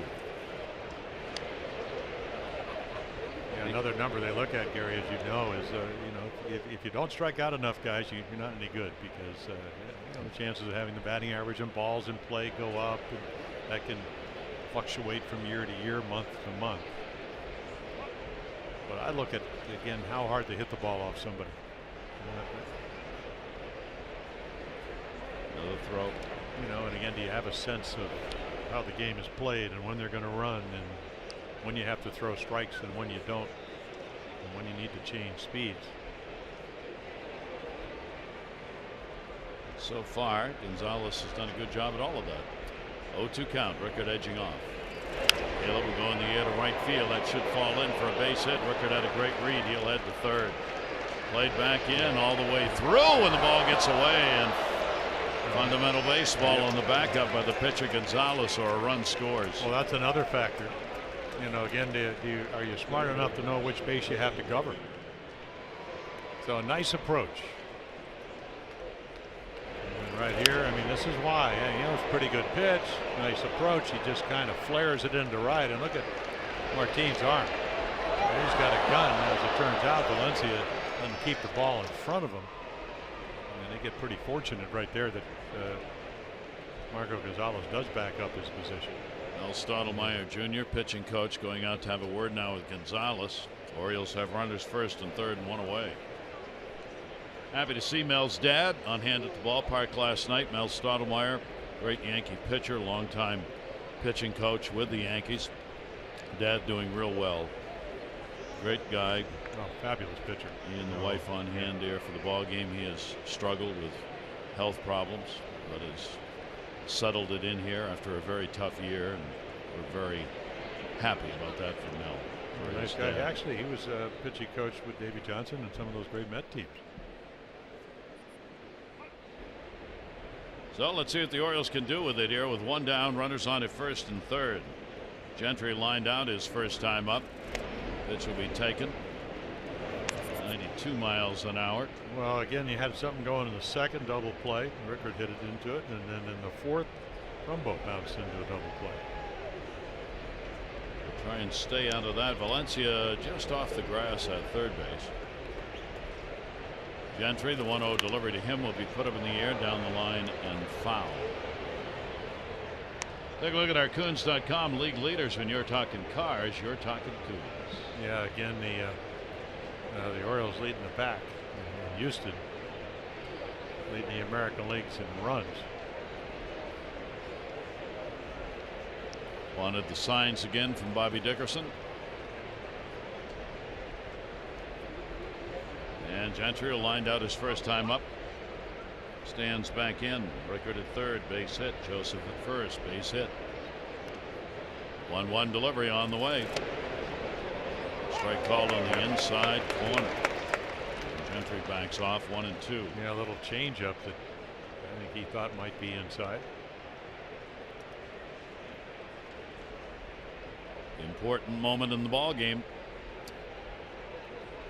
Runners off first and third, and the 1-2 delivery on the way, and that goes all the way to the backstop. Run will score right through the wickets on Zunino, and the Orioles get one back on a wild pitch. Yeah, it happened on Monday night. I mean, that's a ball. It'll be a wild pitch, but that's a ball that got to be blocked. You're a goalie. You can't let the puck get by. But take a look right here, and it's not easy. But if you don't get down, used to always talk about it. You go, what a good infielder. They always stay below the hop. Catchers have to do that. They have to work from the ground up. So he doesn't get the tailgate down, so you get your second run and you get the tying run into scoring position. Huge pitch. Take away the possible double play to end the inning. And the pitch will be down low. Gentry working the count full. 3 balls and 2 strikes. Rickard scores on the wild pitch. Joseph goes down to second on it. Yeah, so 2 chances to tie it up or maybe take a lead. Left-handed Gonzalez, a long look. Got that one in. That ball's pounded in the gap to left center field, back at 376, and that's going to hit at the base of the wall and stay in plays. On his way to third, a run is scored, and it's a triple. Gentry with a 3-bagger and an RBI, and the Orioles tie it up at 3. Yeah, this kid can fly, track guy. And then obviously a baseball player, great defender, so he gets a pitch to hammer. And Ben Gamble, I mean, tough day. Ball blown away from him, a lot of sun here in Seattle. And there you go. No routine double. Talk about a guy that doesn't put it on cruise control. Knows the importance of getting to third base with only 1 out. First triple of the year for Gentry. Infield's going to be drawn in with the game tied at 3 and only 1 down. And Beckham at the plate. Leadoff homer, and he is grounded out. Beckham will foul it back. So the Orioles come alive here in the 5th inning with the singles by Rickard and Joseph and the triple by Gentry. Getting one on a wild pitch and one on the Gentry RBI. Yeah, the wild pitch set it up because I'm not sure that Caleb would have gotten a good read, not knowing whether that ball was going to get over the head again. But again, when you're on second, easily scoring from second base on the triple. Here's the 0-1 pitch on the way down to third. That's a fair ball, and the Orioles will get a go-ahead. On his way to second base. Nope, going to turn around and come back. Beckham. RBI single, his second hit of the ball game, and the Orioles go back up 4-3. Beckham, Ken. Yep. Well, there you go. Change up, and so the Orioles are making some adjustments. And because the infield's in, it gets easily by Danny Valencia. And he immediately comes flying out of the box, but Gamble gets to it quickly, or otherwise they could double. So Beckham, 2 RBIs in the ball game. He's got 48 on the year. 12 of those have come as an Oriole. With a 2 for 3 warm-up action underway, 2 for 3 in the ball game. Beckham is now 32 for 65 with the Orioles. 5 home runs.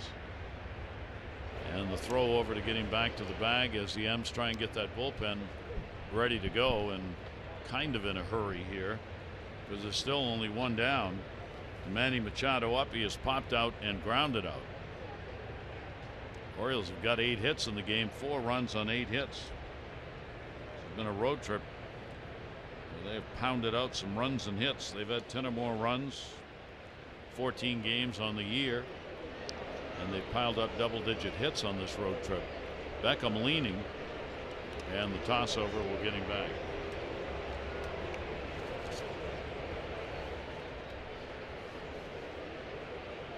Also, of course, the multi-hit games with the Orioles astounding. Tony Zitch, the right-hander, getting loose for the Mariners. One down, pitch on the way, and it'll be taken inside for a ball. Well, off day for both clubs tomorrow, so you would think all hands on deck. When you're in a wild card race, all these games important.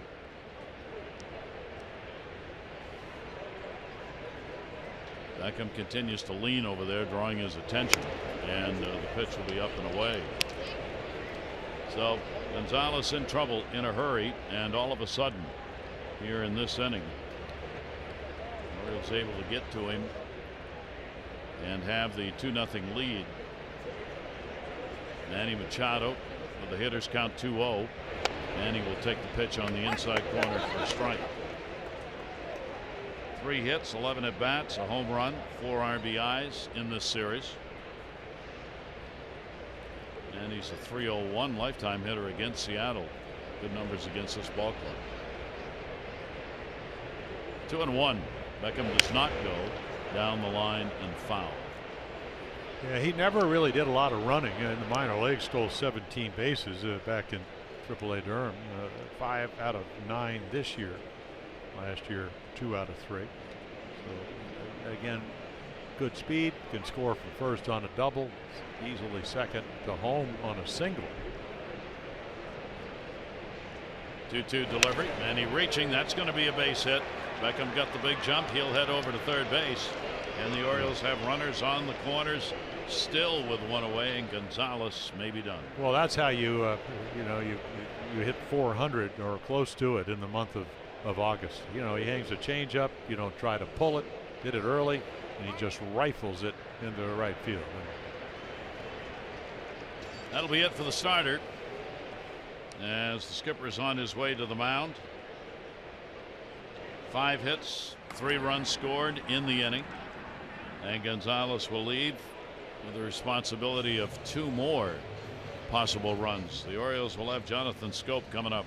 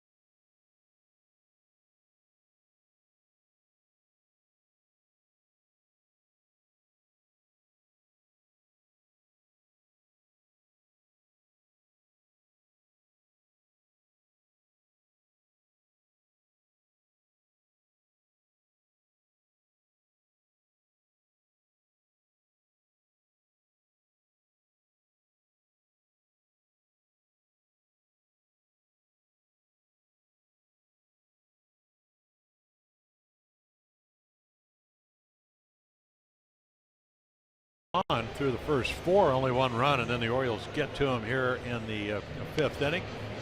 So again, not a chance to win as he trails 4-3. The Jiffy Lube change brought to you is pitching change by Jiffy Lube. Jiffy Lube stores now do brake services. Stop in and let Jiffy Lube perform a free brake inspection today.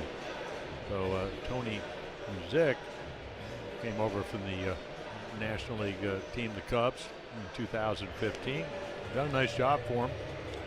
Scoreless 33 out of 43, fastball in low 90s with a hard slider. Missed a lot of last season as he had shoulder problems on the DL, rotator cuff tendonitis. So Zick will work here with runners at first and Second base as the Orioles have a big inning going and a chance to add to it. Manny Machado getting the base hit to put him on at first, and Beckham down at second base. Jonathan Scope a base hit, and he has grounded out. 9 hits on the board for the O's. Zick with the delivery to him inside at 92. Yeah, he had shoulder surgery, as you mentioned, shoulder problem. I mean, bicep tendonitis is one of the more painful. So again, hard to inject because you can tear it. So he must have had a little bit of a rupture, had it fixed. Breaking ball, and it's going to miss down low. You look for Jonathan against the West. Doing a lot of damage, and of course the West will come east because the Orioles are in the throes of a 22-game schedule where 19 are against the Western ball clubs, home and on road. Hit hard and foul.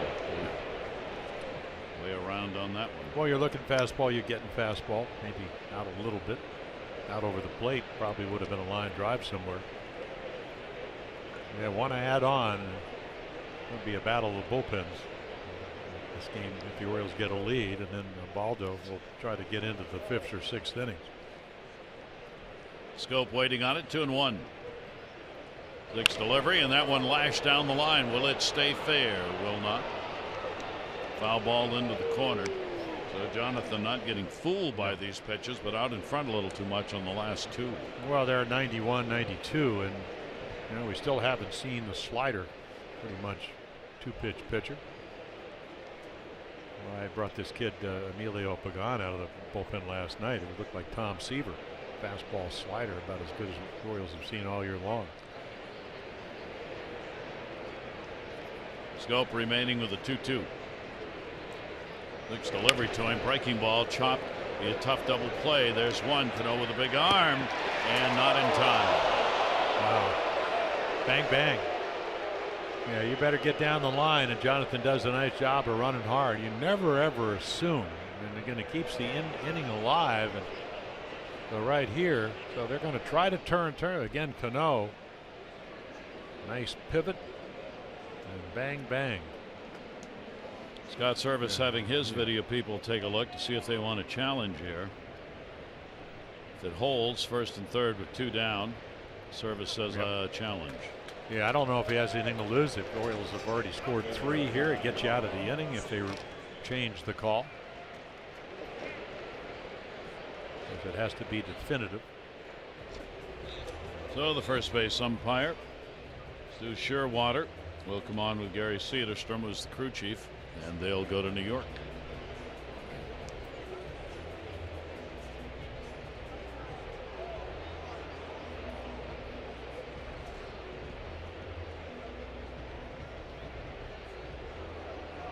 Really close. Again, I mean, it has to be, as you point out all the time, Gary, has to be definitively the other way to reverse a call. I would be surprised if they reverse that one.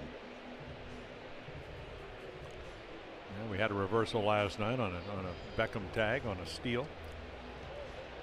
Called him safe, but Showalter challenged it, and they called him out.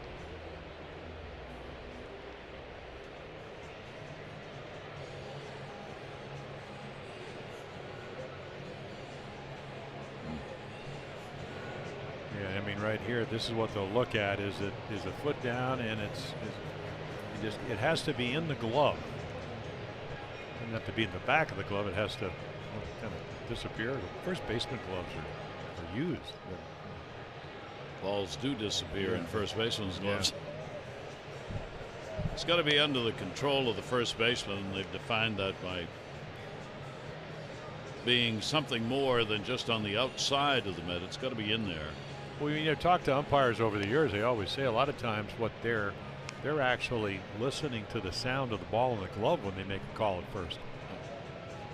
So again, the glove big enough where to get in, I mean, to be in the front of the glove to the back of the glove, that's probably a millisecond. And And I don't know. I mean, that ball looks like it's close to being in the glove, but the foot is coming down. He'll look at the other angle and probably determine whether it's going to be changed. So the Orioles, wild pitch, scored the first run in the inning. Gentry got the triple to drive in another.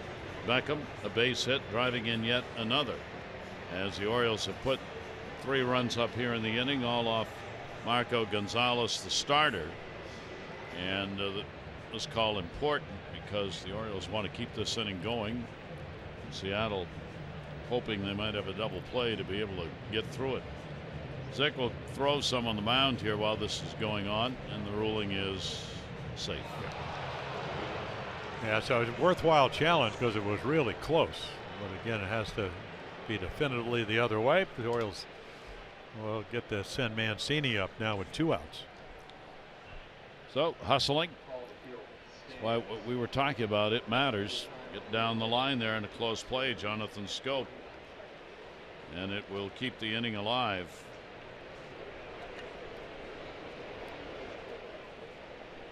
See what Trey Mancini does. He's had a base hit and he has flied out.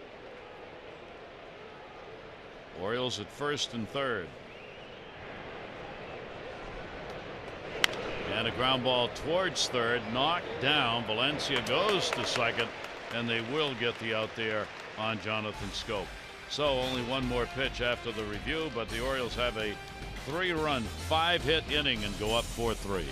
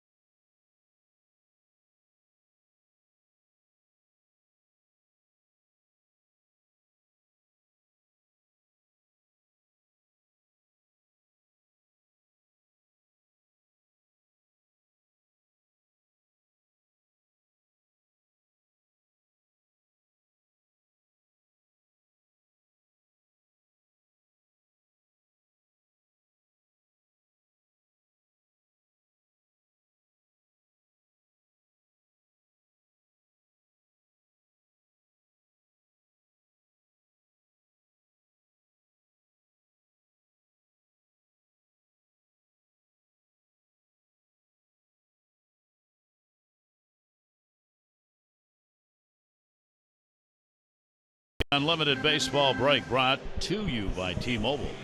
Well, A's Friday. Yeah, there you go. And you know, the hitting, of course, we also showed you a graphic on since Trout's back, they're 16 and 11 or something like that. So obviously he makes a difference. Last year's MVP, and then the starters, some unknown names, but pitched very well. The Orioles certainly can testify to that in the bullpen. Bud Norris no longer the closer, not using. They're using Kenyon Middleton, who throws 99. So they've made some changes. Segura takes the pitch away, 0 for 2. He has popped out and grounded out. Heredia and then Cano, top of the order. Both teams have had the lead in the ball game. The Orioles on the leadoff homer by Beckham, 1-0, tied up in the third inning on the RBI double by Heredia.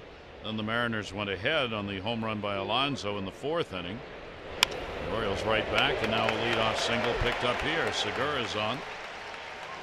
Well, he's got the 4th best on base percentage leading off, and of course they went out, traded for a guy with 203 hits. Hit 315 last year, and then signed him a 5-year extended contract. Only 27. So Baldo will have to work with another runner on. That's 3 innings in a row. Leadoff man has been on base. They have scored in the previous 2. Guillermo Heredia, a double and an RBI in the third inning, and he is struck out. He now has a 5-game hit streak, and he has gone 5 for 10 in these 3 games against the Orioles. throw over, and Segura back to the bat. Yeah, I think if you're long man, you know what, in this case it could be Chris Tillman. If you really knew, could he come back, pitch what an inning on Sunday? If you knew it, he'd probably be up getting loose now. Fastball is going to be up high. You know, we saw Castro a couple nights ago. So, but with an off day, boy, this is a big game here. What a difference! 5-5 road trip to the West Coast to 4-6. Get within a game of 500 or fall back 3. 1-0 delivery on the way, and that one's fouled back. That pitch riding in. And then if you're Scott Service, you got a lot of options because of you know, the ability to steal bases off of Baldo. Segura's got 17 steals. Long road trip coming up for Seattle, so a ball game vital to them because right now they are in the wild card hunt, a game and a half out. The Orioles 2 out. Los Angeles, the Angels hold that second wild card spot right now, but just a half game over Minnesota and Kansas City. Seattle, Tampa Bay, each a game and a half out, and the Orioles and Texas 2 games out. 1 ball, 1 strike count on Heredia. Robinson Cano's the on deck batter, middle of the order. Pitch way outside, and a 2-1 count on the young right-handed hitter. Yeah, and the problem when you get speed for Ubaldo, I mean 17 out of 21 when it comes to success, 26 out of 30 last year, is that, you know, the windup is a little unusual, so it's hard to speed up and it's hard to control the running game. 2-1 count, not a big lead. Step off. Yeah, I mean, you can step over, you can throw off, you can slide step, but when you get in these 2-1 counts, 2-0, that's how he gave up the home runs to Yonder Alonso. You got to hurry, and it's hard to make quality pitching. 1 foul back, out of play the other way. So 2 ball, 2 strike count. Pitch count moving up on him as the at bats get a little bit deeper for Seattle. 4-9-0 for the Orioles, 3-5-0 for Seattle. Seattle's left 3 on base, a couple in scoring position. The Orioles 3 with just 1 in scoring position. 2-2 delivery on the way, and that hit him. Second hit batter by Jimenez.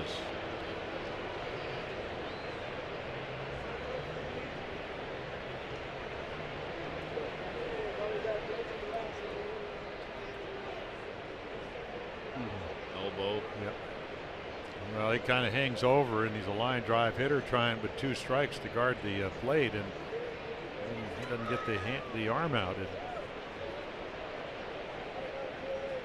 his approach is, again,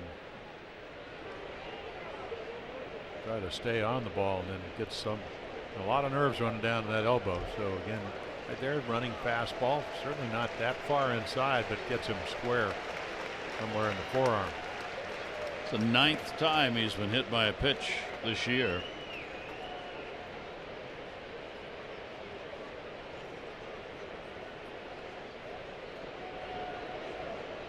Scott Service out with a trainer.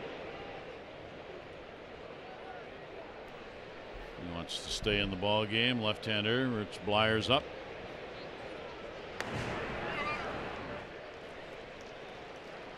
So 1st and 2nd. First 2 on here in the 5th inning with a single Segura, and the hit batter Heredia sets the stage for Robinson Cano. With nobody out. Cano is 7th in RBIs starting the day in the league, led of course by teammate Cruz, who's waiting on deck. Cruz has got 96. Cano with 76. Jonathan Scope 2nd in the league at 86. Cano's 0 for 2. He is grounded out, flied out. He'll take the pitch from Ubaldo for a strike. Now 9 for 19 off Jimenez. 6th chance for Seattle in these situations. Right smack dab in the middle of the order. 0-1 pitch. That ball's going to be a base hit into left center field. Segura's going to make a turn. They're going to wave him. They got to play. Cutoff man Manny Machado not have a chance. Boy, Segura was really slow coming around, but he will score, and the ball game's tied at 4. Yeah, I don't think he got a good read, and he had to make sure that Beckham doesn't catch it, and then so he's not breaking immediately, and then but he's got good speed, and you know, again, your third base coach, is he going to send him or not? And right here, so there it is. He lets it clear. You can see Beckham go up, and right here takes a look, and then you're looking at your third base coach, and he's just saying, "Okay, come on." Not even a play at the plate. That'll bring Roger McDowell out as this seesaw game goes back and forth. And Robinson Cano now with 77 runs batted in. Still nobody out. And runners on at first and second base. So giving the bullpen a little time here is McDowell. And you've got Cruz coming to the plate. Yeah, he got hit by a pitch his last time. So the numbers, well, it's what, 2 for 18, even though this is about as hot as the guy in their lineup. So here you go in a 4-4 ball game. Not going to bunt. Nelson Cruz, runners on at first and second base. He's had 16 RBIs over the last 10 games and was going for 3 on that one. Yeah, hanging slider, and he swings right through it. Menez has dominated him. Nelson's got an 8-game hit streak. 0-1 count, first and second. The base runners, rides in. 1 ball, 1 strike count. So the pitcher's having trouble finding ways to get outs. 4 runs on 6 hits now for Seattle. Scope holding Heredia at second base a little bit close. Real good speed. Pitch away. Inside, outside on him. 2-1.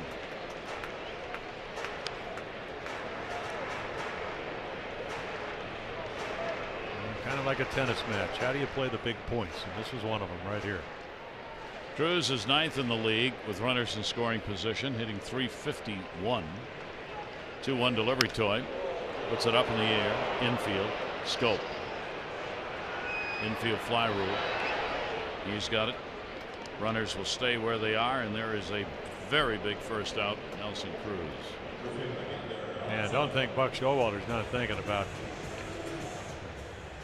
maybe making a pitching change. Pitch count now at what, 83, I believe. And of course, Alonso worked the count and then hit a 2-run home run the next time. So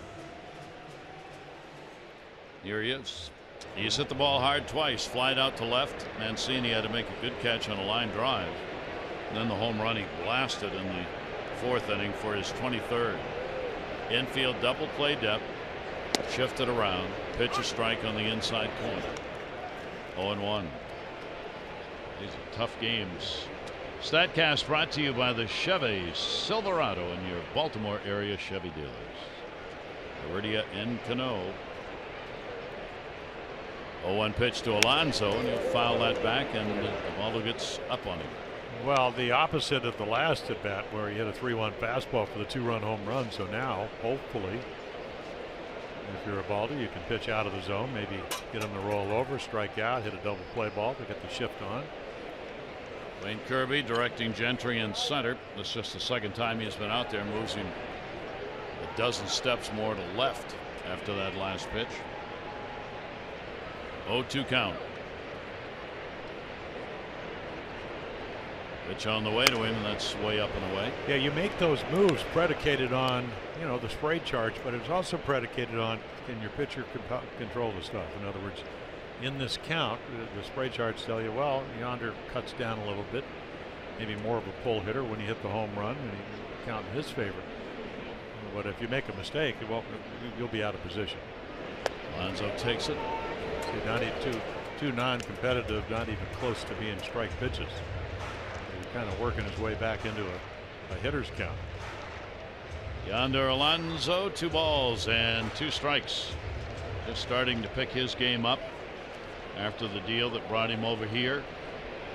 Getting his first home run in this ball game in a Mariners uniform. And a ground ball, a weak one. Nobody's there. A base hit. Heredia will score. Canelo's going to go to third because there's nobody there either. Nobody covered third base. They had the shift on. Just trickled out into left field in a 5-4 lead, Seattle. Yeah, so he makes a good splitter down and away and gets the ground ball, and you're right. So there it is. What an approach. Almost had a double to left, home run to right, and then hits a ground ball, and Manny not even close to it because he's played third base, and then you get the first and third because of the shift, Ubaldo didn't get over there. And the thing is, if you're Buck Showalter, you're going to have Ubaldo face at least 2 hitters because you're not bringing in Blyer to face Valencia. Gammel's the left-hander waiting on deck. Valencia's doubled and he has popped out. Runners at first and third. 3 RBI ball game for Alonso. He's got 53 on the year, 4 of them coming in his games here at Seattle. This is 8th. So lead goes back to Seattle. 5-4. Orioles got 3 in the top of the inning. Seattle so far 2 in the bottom half of the 5th. Danny Valencia, first and third, 1 out. Valencia's going to get a base hit into right field. He whacked that one, and that'll be it for Jimenez. So Valencia picks up the RBI. He's got a 2-for-3 day. That'll score Robinson Cano 3 runs in here in the inning. Yeah, if you said Ubaldo, you want to give up a base hit and then it hits batters to get to Cano and Cruz and Alonso and Valencia. You know what the answer would be. That's going to get him out of the game because it happened. So the streak that Ubaldo Jimenez had been on does not continue here in this game.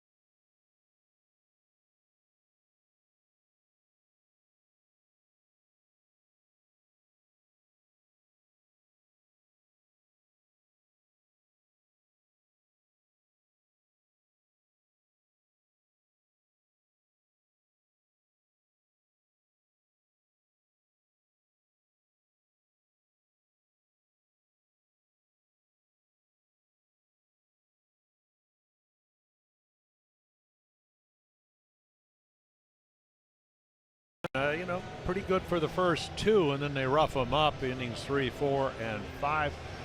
The Alonso home run, that was one of the big blows, and then that single to the opposite field. So Richard Blyer will come on. Last pitch on Sunday in Oakland. Gave up a home run. Doesn't do that very often. You can see only 4 on the year. He's done a nice job. But Matt Joyce, left-handed hitter, hit a 2-run home run right center field on Sunday afternoon. And Seattle with runners on at first and second base. Alonso and Valencia both have picked up RBIs. Gamble has grounded out twice in the ball game, and the rookie will take the pitch away for a ball. So Seattle comes right back with their own 3 spot here in the 5th inning, which is exactly what the Orioles have picked up in the top half. And Gamble comes in at 300 against lefties. He'll take the pitch down low. Blyer's turned into a real workhorse for the Orioles. This is the 36th game he has appeared in, but of course he has not been here all year. Since being called up, Blyer's come into a lot of ball games, and not just against left-handers. 2-0. Gamble will reach for it and foul it away. Well, he can give you multiple innings. Starter coming up through the minor leagues with the Yankees, and so again, not overpowering, but I guess funky type of. And there is Chris Tillman. Gamble turned 25 in May, the rookie. Goes into right field. He's got a base hit. They're going to hold the runner at third as Rickard will get it back in. Some of these balls having just enough to get to the outfield. They're as good as a 100-mile-an-hour hit. They have really loaded the bases. Yeah, again, because, again, you got a guy. I mean, Chris Davis is off the line, but this kid hit over 300 the last 2 years at AAA, and he played against everybody. And again, that 302 batting average against lefties just went up. So just think, if you're Scott Service, you don't have to pinch hit if you make pitching changes. And the bases are loaded with only one away. And is Zunino, who has doubled and drawn a walk in the ball game. Well, another big moment in this game. He's had one grand slam this year. Ground ball to the hole. Manny's got it. There's one. Relay by Scope, and the big double play gets turned, and that will end the inning. So 3 runs in. The big double play with the bases loaded to get it over with, but Seattle has gone back on top in this one as they pick up a 2-run lead.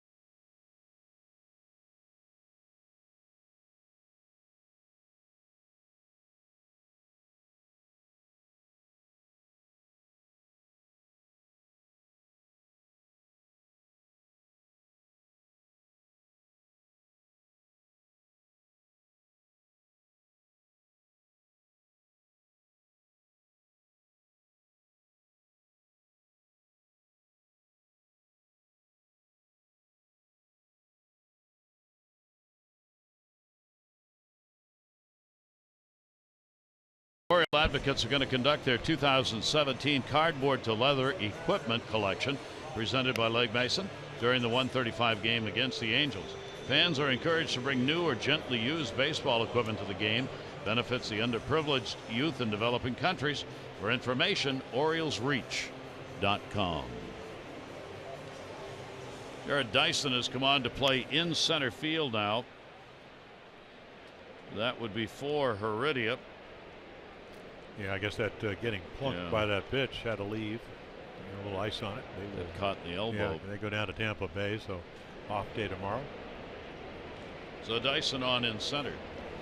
And of course, he's got more assists, as we saw that last night, 11th of the year, than anybody in baseball. So defensive star in center for the Mariners.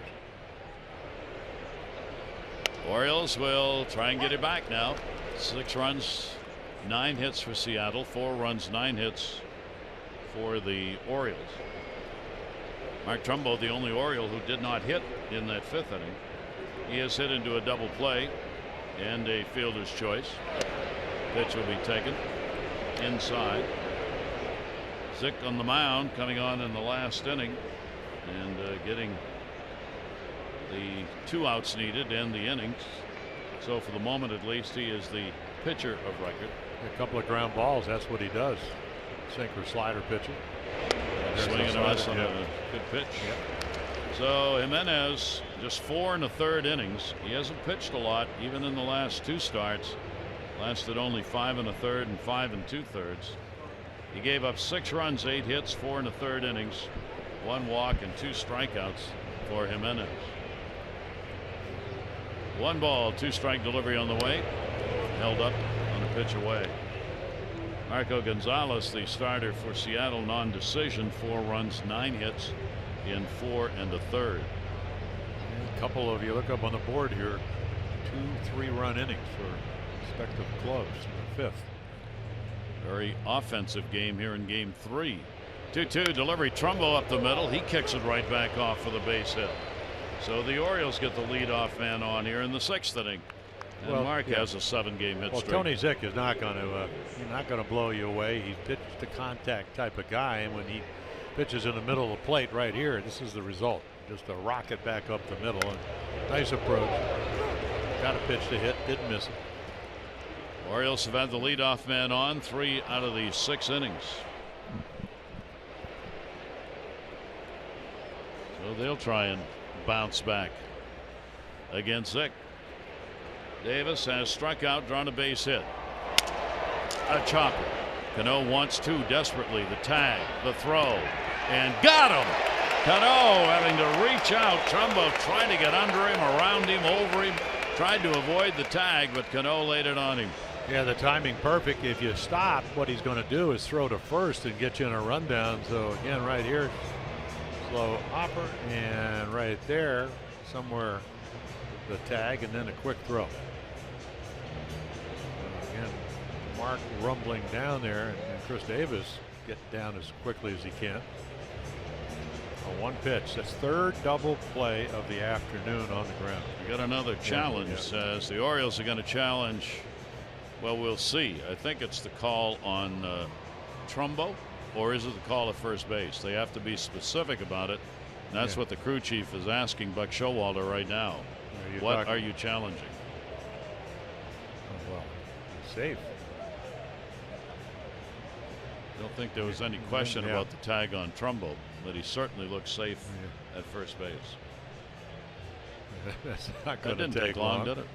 Safe. Yeah, no kidding. Oh. So the fielder's choice, the Orioles challenge, works. Force out on the ground ball to second to get Trumbo. And Chris Davis, we were talking about that earlier, always hustling down the line, and that's the kind of play where it pays off. Well, you made a great point, because you never assume they're going to turn 2, and it doesn't always have to be the ones that you think are going to be bang bang. You just put your head down, run as hard as you can. It's 90 feet. So 1 down, runner at first base. Joey Rickard on a check swing. Only plays at first. Cano will go there, and that's a close play. As he gets Rickard at first base, Joey firing down the line.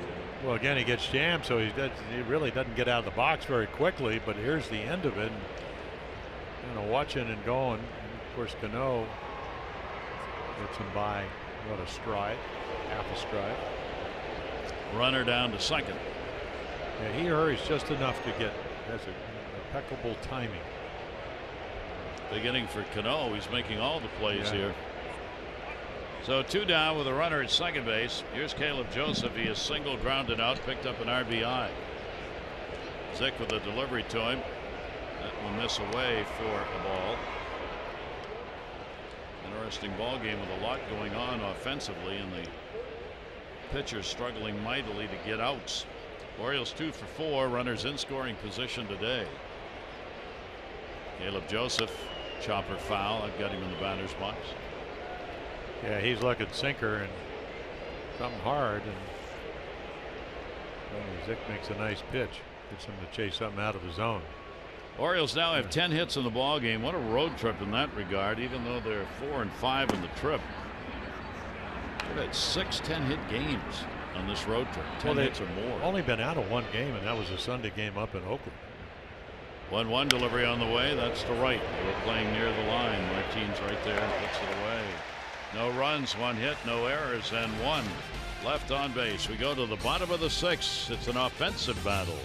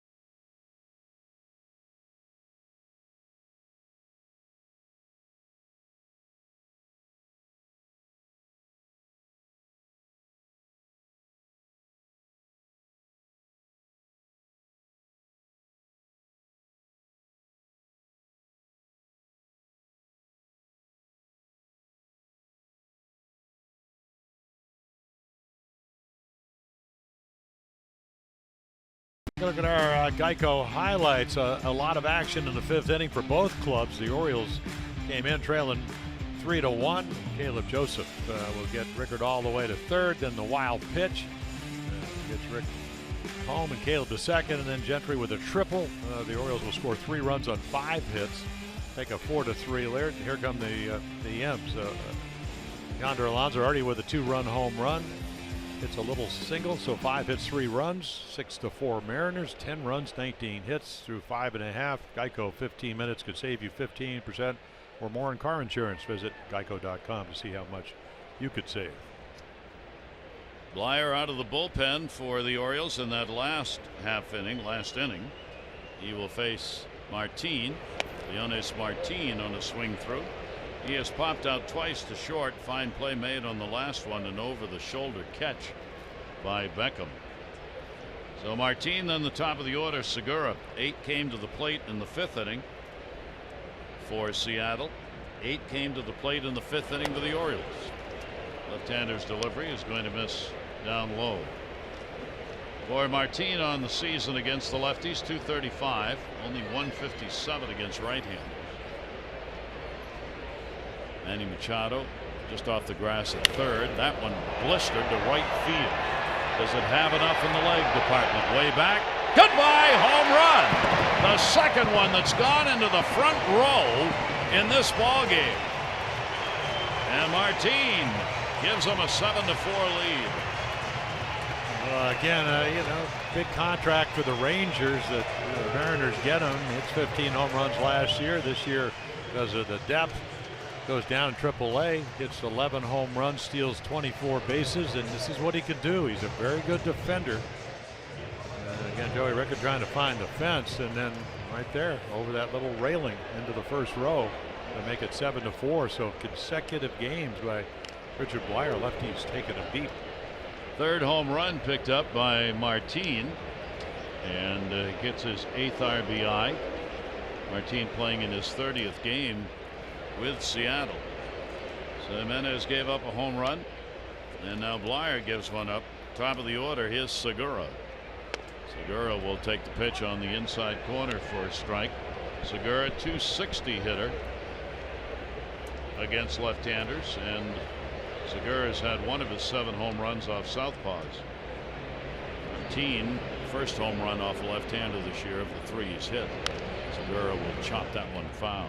You made a great point about coming in. What a Mariners 10th in home runs, 7th in run. The Orioles 6th in runs. How they, with this lineup, they haven't scored more runs than that. It's kind of amazing. Yeah. Each team now has got 10 hits in the ball game. Pitching wise for the Orioles, they have not given up a lot of home runs. They are, well, I take that back. They have. They're 13th in the league. Somebody better get to first base. Well, nobody did. Yeah. I mean, you can do all the pitcher's fielding practice you want, but if you don't communicate, and a lot of times it's hard to do it. So I think Blyer thought that Chris Davis was going to catch it. Chris Davis, goes after it. And again, if first baseman knows, he says, I have it, but right there he's going to first, and then all of a sudden he goes and gets the ball. Blyer hesitates, and again, a little bit too late because Segura smells base hit. His 2nd hit of the ball game. He's 2 for 4. So Segura's on an infield single, and now Jared Dyson will get his first at bat, coming on defensively for Heredia. Got hit in the elbow last time up. We are assuming that's why he came out of the ball game. Yeah, so we saw Dyson in the critical play last night in a 1-1 ball game, drop a bunt down, and Miley couldn't field it and led a couple of runs, and that was the winning runs. Dyson 0 for 4, fields his own foul ball in the batter's box. That's one way to get it to touch you. And let's take a look at what's going on. MASNsports.com blog. PNC Bank brings it to you for the achiever in you. Rock Kabako takes a look at Ubaldo on the mound. Regarding the closeout game here, Steve Molesky, the O's stay in the 1-win, 1-loss mode. He'll talk about Britain as well. Runner goes, looped in the air to left field. Trey Mancini's got it lined up, makes the catch, going to try for a double play. Davis got it, he's out. Trey Mancini right on the money. from left field, and they turn two as Segura could not get back. Yeah, must have been running on the play because, again, I mean, not even any hesitation. He sees it right there, and then, you know, I mean, it's very accurate throw, and bang, bang, and Segura scurrying back. That's a play by a rookie. And Segura was running. He was all the way down to second base. And Trey Mancini makes the great throw from left. Mancini having a very good defensive day in left field. Well, you're taught that if it's not a straight steal, to look to see where the ball's hit or if it's hit. And he must not either pick it up or didn't see it, because it's kind of tough to get doubled up on it. But Mancini made a great play. Cano with an RBI base hit. He's 1 for 3 in the ball game. He's only had a couple of hits in 11 at bats against the Orioles in this series. Cano will take the pitch inside for a ball. Cano hitting only .230 against left-handers, .295 against righties coming in. So this ball game continues. Strange one. We've had lots of offense, fine defensive plays, innings that looked like they were going somewhere, ended abruptly. 1-1 delivery, foul tipped. Yeah, 4 double plays already. 2 outs in the 6th. So right here, I mean, it's not really. It's almost like it's in slow motion. And Casey Candel, the first base coach, not only did get down, could you maybe hurry a little bit? I mean, looked like he thought he was going to get back easily. Yeah. 1-2 is waved at. Either that or he didn't think he was going to make the throw, but he did. He did. Strikeout picked up by Blyer, so the home run by Martin leading it off accounts for the run. It is 7-4.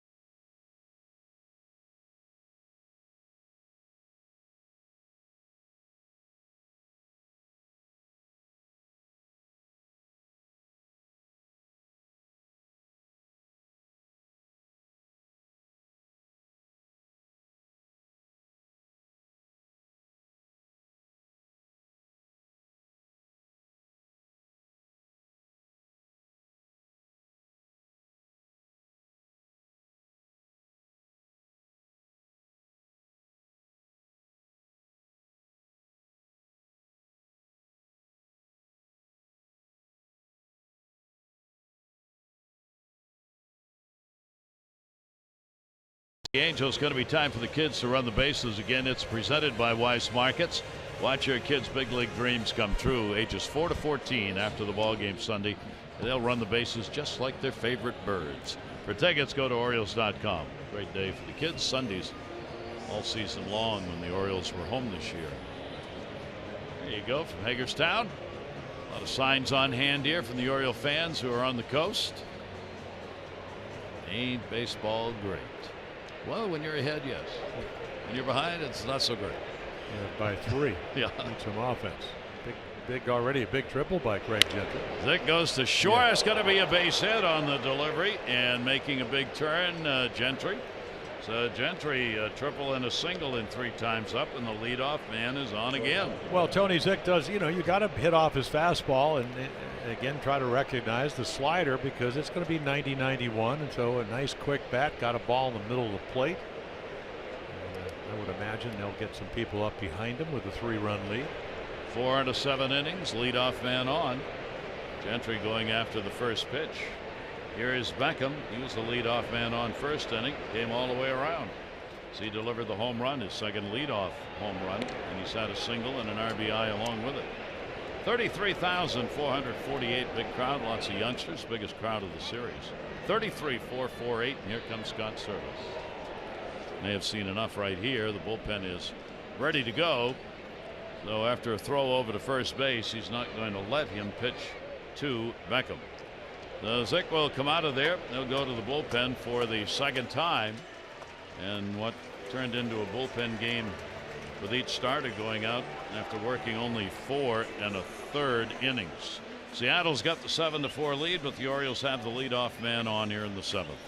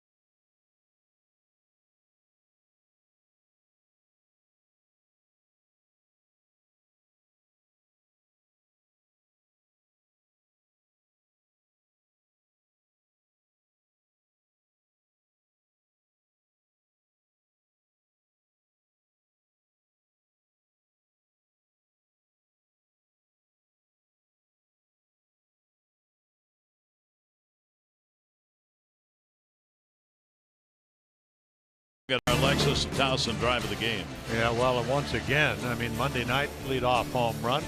It's a missile off of Marco Gonzalez. Orioles up 1-0 at the time. And fifth Oriole home run, or as a home run as an Oriole. Alexis Towson, the area's #1 volume Lexus dealer, 7 straight years. Come see why at lexusoftowson.com. Well, Emilio Pagan, he came in last night, threw 20 pitches, struck out 4. Again, their bullpen came in and retired 20 consecutive hitters. He was a big part of it. I mean, fastball, slider, fastball, and 93 to 95, and about as good a slider have I seen all year long. Reminded me of Milt Pappas when I first got to the big leagues. Did a terrific job for him. Runner on at first base, nobody out. Here's Beckham. Pagan, a look and a delivery and a pop-up. Shortstop, maybe. Nope, left field. Carried, and Gamble will come on in and put it away. So Beckham is out on a pitch. Take a look at our PNC minor league report. PNC for the achiever in you.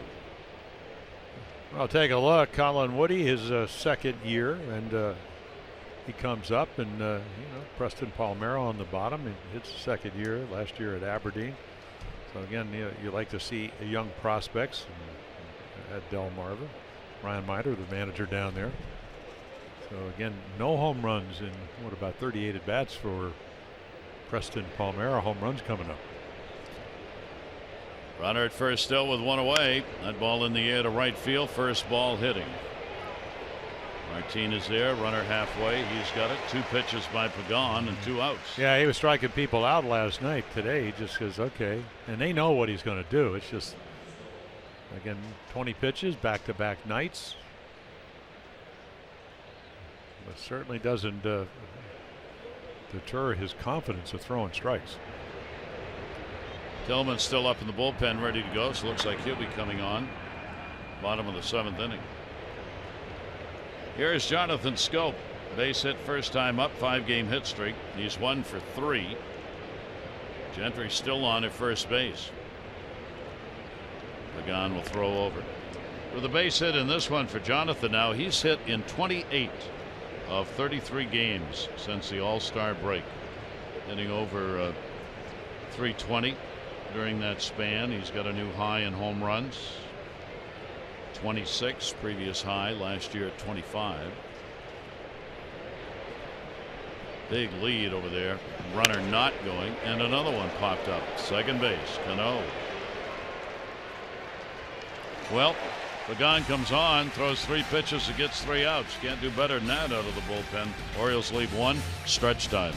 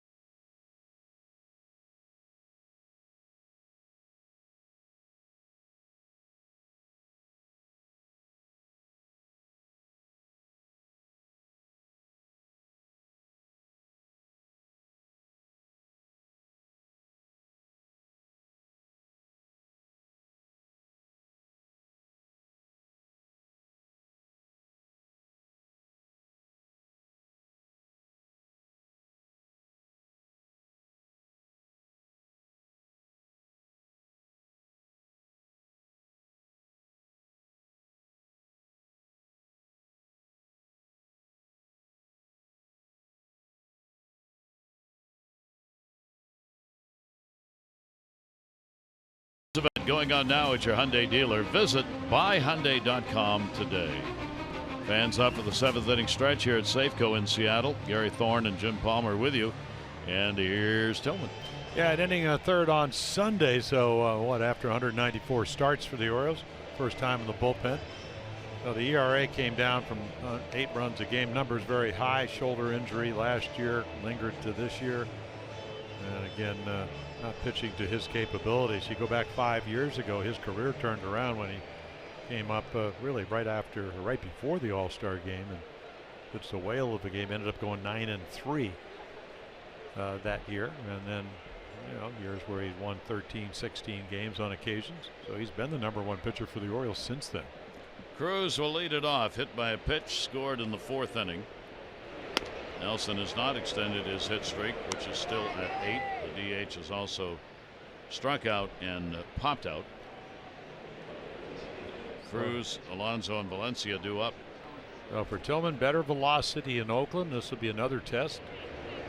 Pitch away. Yeah, there's a slider and curveball. He said he didn't have to work on it. I said, well, could you have pitched maybe Tuesday with the day off? He said, actually, even when he pitched, he's better the next day. So this is 3 days since that last appearance. We'll see how it goes. 2-0 delivery on the way. Nelson will get a base hit because nobody was there. Shift was on, so Cruz continues it to a 9-game hit streak with a leadoff single here in the 7th inning. Yeah, that's shift baseball right there. The guy's hit 9 home runs in his last 15 games. You make a nice little pitch down the way. It's a soft ground ball, and nobody's playing there. And that will bring up Alonso. Yeah, I mean, nobody there. Nope. The Wee Willie Keeler method of hitting. Yeah, I always thought Nelson, and again, I'm sure the numbers tell him that, but you don't want to pitch to his power. That's how he hits 9 home runs in 15 games. Alonso's had the 2 RBI homer, his 23rd RBI single, 2 for 3, 3 RBI day. Shift on against him as well. Yonder, Alonso will take the pitch up and away for a ball.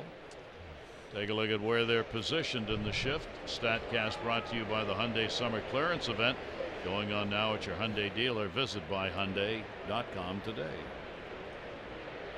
That's 12 hits for Seattle, out hitting the Orioles now 12-11. Tillman's delivery to him, that'll be fouled off. So both these teams' offenses just keep on chugging. Yeah, Nick Vincent saw him last night very briefly. Alonso against Tillman is 1 for 9. So what did Chris Tillman do to try to get better? He just pretty much just tried to get the ball and the arm out of the glove a little bit quicker to be ready to pitch, and certainly, at least when you talk to him, much more confident. 1-1 delivery towards the hole. That's where they were, and it still went through. Picked back up by Rickert. They had everybody over there, but it found the seam. 2 on. Oh, I talked about it earlier. If you stay out of the middle of the plate, they don't hit it as hard. It's the nature of this game. And even when you put the shift on and he hits it there. So just think about it. He almost got a double. Mancini robbed him. So again, that's right down the middle, and he hits it right on the nose. So the holes don't close as easily when they hit it hard. And then, of course, the home run and the single. So he's had a nice afternoon as far as quality at bats. Alonso gets his first 3-hit ball game as a Mariner. And that'll bring up Danny Valencia, who's looking for a 3-hit ball game. First and second, nobody out. Valencia has doubled, singled, driven in a run, and he is popped out. Danny goes after it, made for 2. Beckham bobbles, still got a chance. The arm of Scope gets it done. They turn the double play with Cruz going to third. Yeah, ball called right up his arm, hit very hard, and you try to catch it out front. Take a look right here. Now I think that of course the runner, and you can see the hop, and what did Bobby Dickerson say yesterday? You either want to play the short hop or the long hop. That was the in-between hop. But again, because he hangs with it, and then you got Jonathan Scope with tremendous arm strength. You get it, and because it's hit so hard, you turn the double play. Now runner third base, 2 away. Here's Ben Gamble, the rookie. Hey, Bobby was really interesting on that. He was talking about that very kind of a play. Now that time it was made, but Dickerson said those plays are all about errors. Those are errors in the making. When you play a ball in the middle, and all that language about blocking a ball, even at third base, Bobby said that's not going to get you there. You got to catch the ball, not block it. You start thinking blocking balls is a successful way to play in the infield, and you're going to run up your error total. Yeah, you've talked about what, glove awareness, where you know where the glove is. 2-0 count with 2 down. Ben Gamble will foul that one off. He's had a base hit, 1 for 3. Yeah, I'm going to give Tim Beckham a little benefit of the doubt because of Cruz going in front of him and the ball's hit hard, but that ball might have gotten Caleb Joseph. Oh yeah, somewhere around the left knee. Caleb went down. Home plate umpire will give him a chance to regroup. Adrian Johnson took a walk out towards the mound.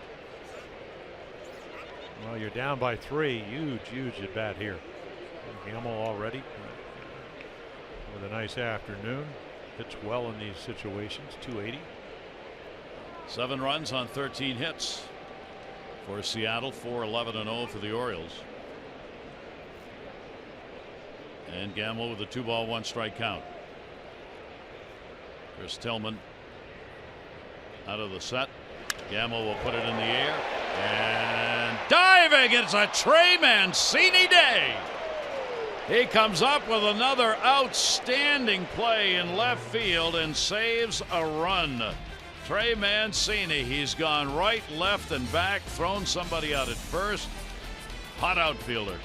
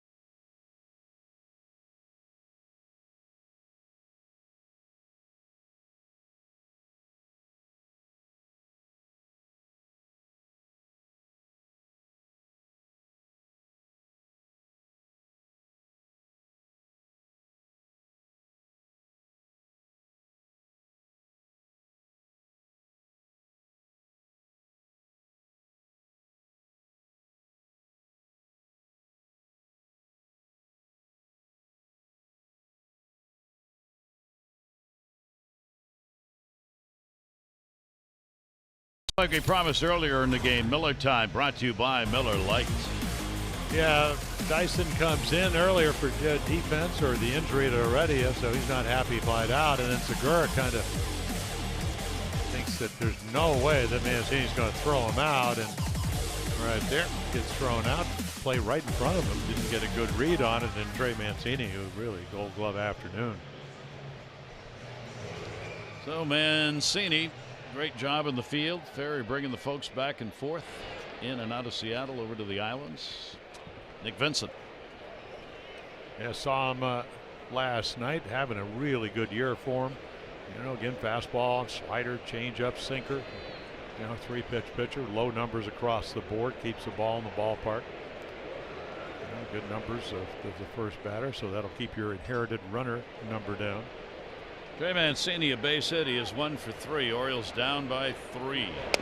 Mancini will take the pitch. Espinosa's come on to play at third base. Danny Valencia out. Danny Espinosa in. 0-1 count. Orioles happy to see Pagan out of there. Pagan worked an inning with zeros across, threw 3 pitches and got 3 outs. He has looked extraordinarily good in the 2 appearances against the Orioles. Now Vincent, 0-2 on Mancini. Trumbo and Davis due up for the O's, batting in the 8th inning. Vincent's pitch overhand will miss up high. Yeah, I think there's a certain deception as you see the closer Diaz, who's been on a roll, and Zepsinski, who we saw come in for 1 batter. 3-run lead, and Scott Service says, I got some guys out there to protect it, or at least attempt to do that. They lost 4 straight to the Angels on this homestand and have split with the Orioles and are trying to take this series. 2-ball, 2-strike pitch on the way. Nubber at first, a little twist on it. Alonso will play it to the back. Mancini retired. Lock in your Birdland summer. Reserve your seats for upcoming promotions, including a 25th anniversary Oriole Park replica ballpark, Orioles cap presented by DAP, an Orioles hooded sweatshirt, and more. Tickets at Orioles.com. Mark Trumbo has one of the Orioles. 11 hits, a base hit. He is 1 for 3. Mark now has a 7-game hit streak. Pitch on the way. Orioles have lost 7 of the last 8 they have played here at Safeco Field. They came into this series with a 6-game losing streak at Safeco, having been outscored 40-20 over that time frame. 0-1 delivery. Had a reach and fouls it off. Yeah, last year it was the Seth Smith show out here. 4 home runs and 11 RBIs. Well, Jerry DiPoto, who came on as the general manager in the offseason 2015, he's made about 18 trades for 39 different players, and Nick Vincent's one of them. Got him from the Padres. 0-2 delivery on the way by Vincent, up in the air, down the line and right. Again, Martin playing over near the line, so he's right there. Puts it away in foul territory, and there are 2 down. This copyrighted telecast presented by authority of the Orioles may not be reproduced or retransmitted in any form, and the accounts and descriptions of this game may not be disseminated without the express written consent of the Orioles. Ballpark fare, crab sandwich on the other coast. Here at the Yard, looks pretty good. Yeah, different kind of crab, right? Yes. Dungeness crab maybe out here. 2 down, bases are empty, and the shift on against Davis. Chris, 1 for 3. Well, I can say it's certainly not a grasshopper sandwich. In the air to center field, hit it hard. Yeah. Backing up, looking back, 4-0-1, and good. No, it hit the top, and Davis wasn't running. Chris thought he had a home run. He'll end up with a double, but he was in the home run trot when that missed going out. Well, so was Jared Dyson. He just turned around, and I guess he figured that it was going out of here, but it's the farthest part of this ballpark because, again, I mean, this ball smoked. So right here, you know, again, I mean, he's going to admire it because puts his head down and thinks, okay, and then right about here he realizes that ball didn't go out of here. So again, this part of the ballpark is, I mean, that's where they brought the fences in, so it's a little bit closer, but it is the farthest part of this park. Wow. We've had a lot of presupposings by players in this game.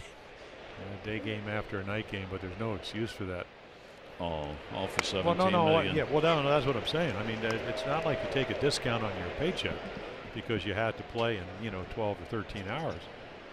Yeah, if I hear that one more time, I mean, guys, whining about it. Oh, I'm going to have to grind it out.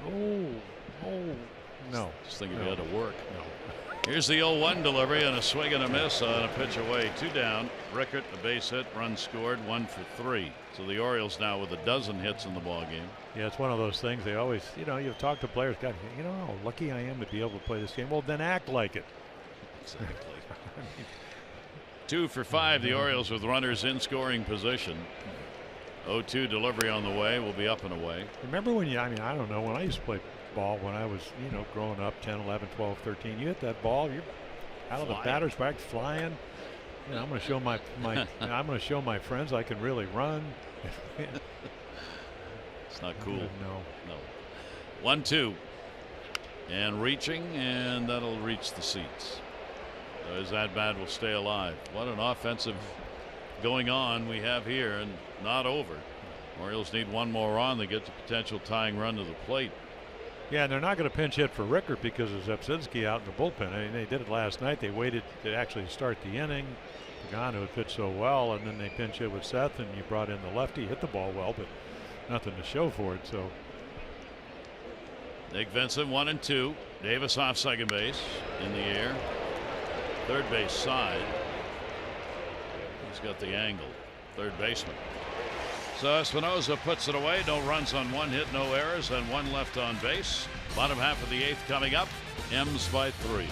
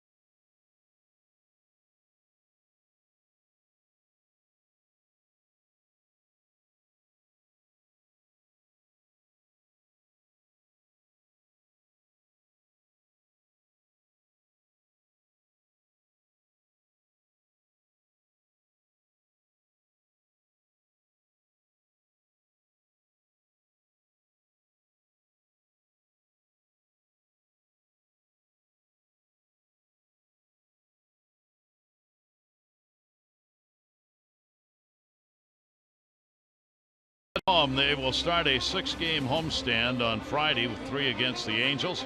Coverage on Masson will start at 6:30. O's Extra presented by Southwest. The game coverage will be at 7. All the access you need right here on Masson. The question is, will they go home with a 5-5 trip or a 4-6 trip? Well, you bring your closer in to get some work in a non-closing situation, and we had Zach Britton had a pitch on Sunday. I think it was like 8-3, threw a solo home run to Matt Olson. That doesn't happen very often. 1 home run all last year, 1 home run this year. A lot of injuries though. Oblique early on, slowed down spring training, then the wrist problem. So the Mariners are saying, well, the scouting reports say that he's getting back on track, and it pretty much has. Velocity's come back, sinker's coming back, but he was so good last year. Anytime you get 47 save opportunities and you're perfect, that's some kind of year. Mike Zunino at the plate. Britton's delivery to him will be down low. He doubled and scored in the 3rd inning, has walked, hit into a double play. Chris Tillman worked an inning, gave up 2 hits, zeros the rest of the way. Richard Blyer worked an inning and 2/3, 1 run, 3 hits, and 1 strikeout. Pitch taken up and in. So the Orioles running out of chances here. No to hold it right here. Get to the 9th, where they will have 8, 9, and 1 due up. Danino, a 2-0 count. Britton's delivery to him, and that will move inside. So Zach starts out with a 3-0 with Martin waiting on deck. Yeah, ideally for Zach, I don't care, 95, 97. It's kind of the range he pitches in. He would love to be able to throw that sinker. The illusion will be starts from strike the ball. And the bottom drops out. Taken, strike. Yeah. And of course, when you get behind Zunino, it becomes a lot better hitter because he's a pretty good fastball hitter.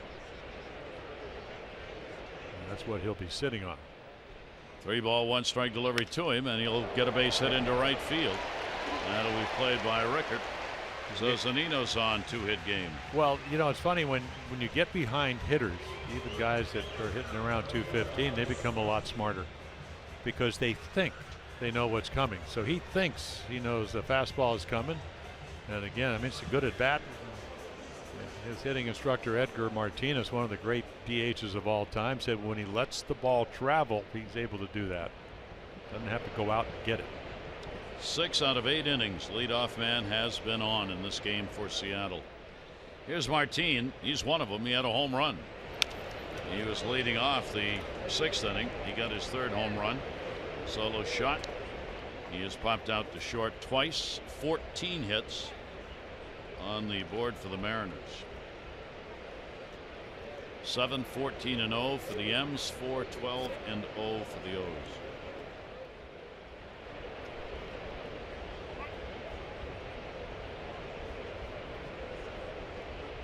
Short lead at first base. Zunino, 0-1 delivery. Check swing. Did he go? Yep. Dave Morales, third base umpire, said he went around on it. Takes the count to 2 strikes from Zach Britton. Yeah. Zach Britton against this ball club has an 0-1 record. He is 7 for 7 in save opportunities, though. 13th game he's appeared in against Seattle. Yeah, he's 10 for 10 on the year. The 0-2 delivery on the way, and that'll be grounded to the middle. Scope is there. There's 1 relay by Beckham, and there's 2. Well, there's your glove awareness, and just again, you don't have to try to get in front of it. Bobby Dickerson, doing the interview with us and then giving us a tutorial on doing this. So again, hey, go backhanded, but he does it under control. The glove is down. Where most middle infielders use smaller gloves, so they got a pretty good idea, and they're good gloves, big old outfielder gloves. So 2 down. Top of the order, Segura. 2-hit day for him, 2 singles, a run scored. He is 2 for 4. Segura has had 5 hits and 12 at bats in the series against the Orioles. We are in the bottom half of the 8th inning. Rubber match of this 3-game set right now with Seattle on top. 1-0. Yeah, the amazing thing about Zach Britton last year, the 1 home run, minuscule, and you can look right down the hole. ERA was 0.50, less than just about a half a run a game. So they put 140 balls in play and only 13 in the air. 80% ground balls. Part of that other 20 was strikeouts. Jumping away before the ball even got close, he was taking all the way, and the count goes to 3-0 on Segura. Well, again, the sharpness maybe not there. They still only put 5 balls in the air this year out of 57. 3-0 count with 2 down. He'll be taken here. Segura leans back. It's a strike in the inside corner. MLB.com TV, every night, every device. Watch every out-of-market regular season game live. Free subscription to At Bat Premium. Go to MLB.tv for details. One of the great apps. 3-1 base hit up the middle. 3-hit ball game for Segura. Oh, he can hit. Flat out hit. One of the 14 hits they've amassed. Boom. Certainly knows where the bat head is. So again, hands low, triggers the bat. Barrel to the ball. He leads the ball club with 37 multi-hit games, and that is the 10th 3-hit ball game Segura has had. Dyson's had only one at bat flied out. He'll take the pitch up and in. Dyson came on for Heredia, hit by a pitch, came out of the ball game, stayed in the 5th inning after he was hit with score, but did not come back out for defensive positioning. 1-0 count with 2 down. Delivery's going to miss inside by Zach, and a 2-0 count on Dyson. Yeah, Dyson changed that whole game last night with that throw from center field. Out at the plate. Yeah, runners on Manny. Yeah, you're up 1-0, 1st and 3rd. Bobby Dickerson told Manny no, no, no, no. Manny thought he could make it. A perfect throw gets him. Dyson's taking. It's on the inside corner, 2-1. So that was only the 22nd assist, the most in Major League Baseball for Dyson, and that's why Bobby Dickerson, third base coach, said no, no, no, no. But to his credit, about as good a throw as you can make. Runner goes. Here's the throw down, and it'll be a stolen base for Segura. Well, they got that 75 on the year now, so they can run a little bit too. Again, I wonder why they don't score a little more runs. That's number 18 for him. Dyson at the plate leads. I think he leads the American League in stealing bases. So right, going on the first move, head down, straight steal, gets there easily. 18 out of 25 puts a runner in scoring position. 3 ball, 1 strike count. Mariners have had a lot of chances in this ball game. They are 5 for 13. And the pitch is away, and he'll draw a walk. These are the kind of innings Zach has had in these non-save. You got to get some work out of the bullpen performances. And Roger McDowell is on his way out. Well, the pitch count per inning is only up about, maybe 0.7 of a pitch, but the execution, the sharpness, it's been a struggle. It's still ultimately in save situations, 10 out of 10. Plate umpire Adrian Johnson will come out to break it up. Cano again coming up. Cano seemingly is at the plate. The runner's on every time. He flied out in the 3rd inning, had a runner on at 2nd, came up in the 5th inning and delivered a base hit RBI. Then in the 6th inning, a strikeout victim with nobody on. Now he's got 2 on and 2 down. So Robinson Cano trying to do some more damage. .332 lifetime average against the Orioles with 29 career home runs.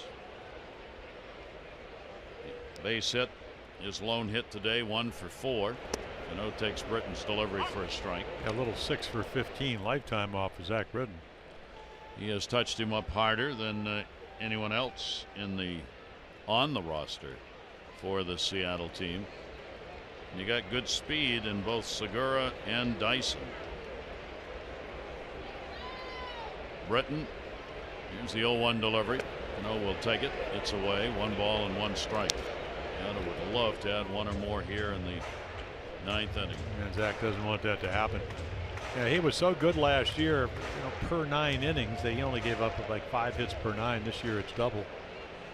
And again, not a lot of loud hits, but more balls. Ground balls are finding holes. 1-1 delivery on the way. Cano fouls it away. Yeah, it'll be interesting. It has, when you go back and look last year, it did not throw that many breaking balls as Miguel Castro. Off day tomorrow, so the pitch count usually somewhere, about 16. You don't want to get it too much. Right now it's 21. 11 balls and 10 strikes. Let's see if he throws him a slider. Good count because you can throw it, strike the ball hopefully, and Caleb right on the corner. Yeah, hanger. Pops that one up. Joseph coming back and makes the catch. Caleb right on that where you slide the batting circle, but he makes the play. So Britton works his way through it. No runs on a couple of hits, no errors. 2 are left on base. Orioles have 3 outs to work with.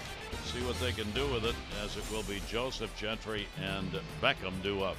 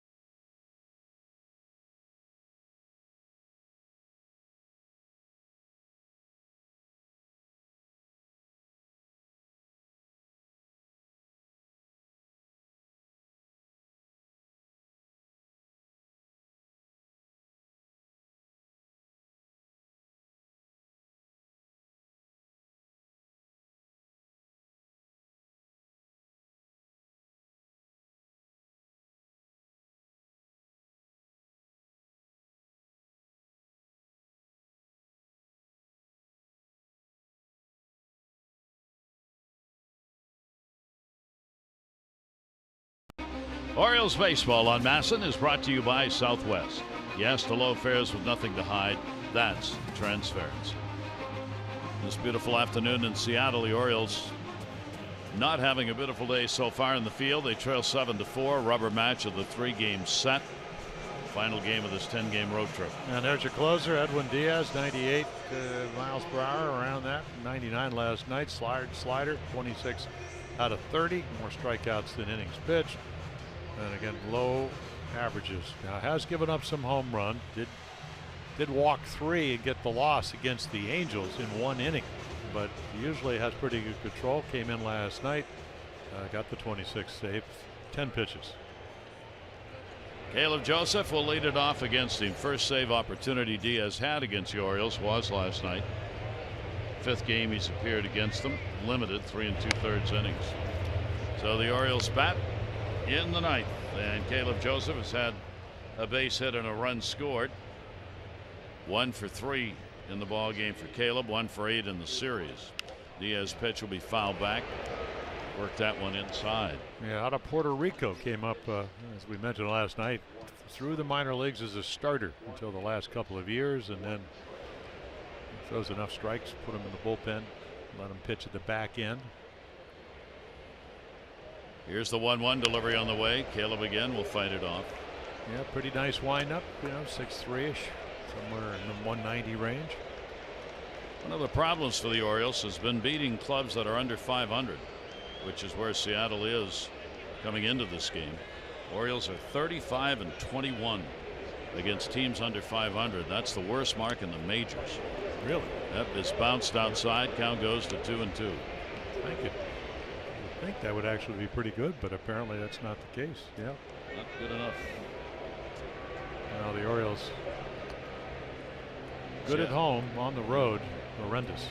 24-38 on the road. Foul back again. Seattle trying to get to 500 if they can pick up a victory here today. The Orioles are 2 below at the moment. Seth Smith has come out in the on-deck circle. Hit for Gentry.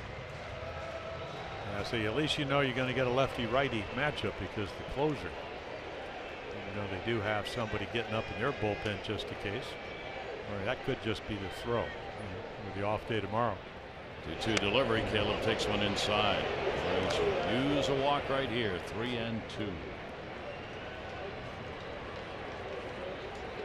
Well, that 3 walks against the Angels, which 2 games ago, that's the only time all the way back to May 15th where he walked 4.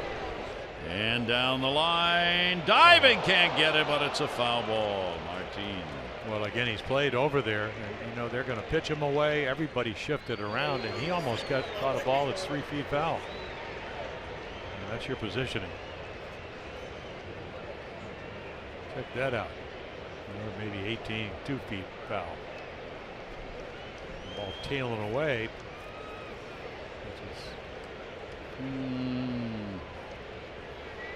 Just may have nicked the glove on the way by. Our team will stay right over there. 3 ball, 2 strike count again. Caleb waits on it. He walked him. Yep. Boy, the Orioles will take that. That is the first walk they have picked up today. And could not come at a better time.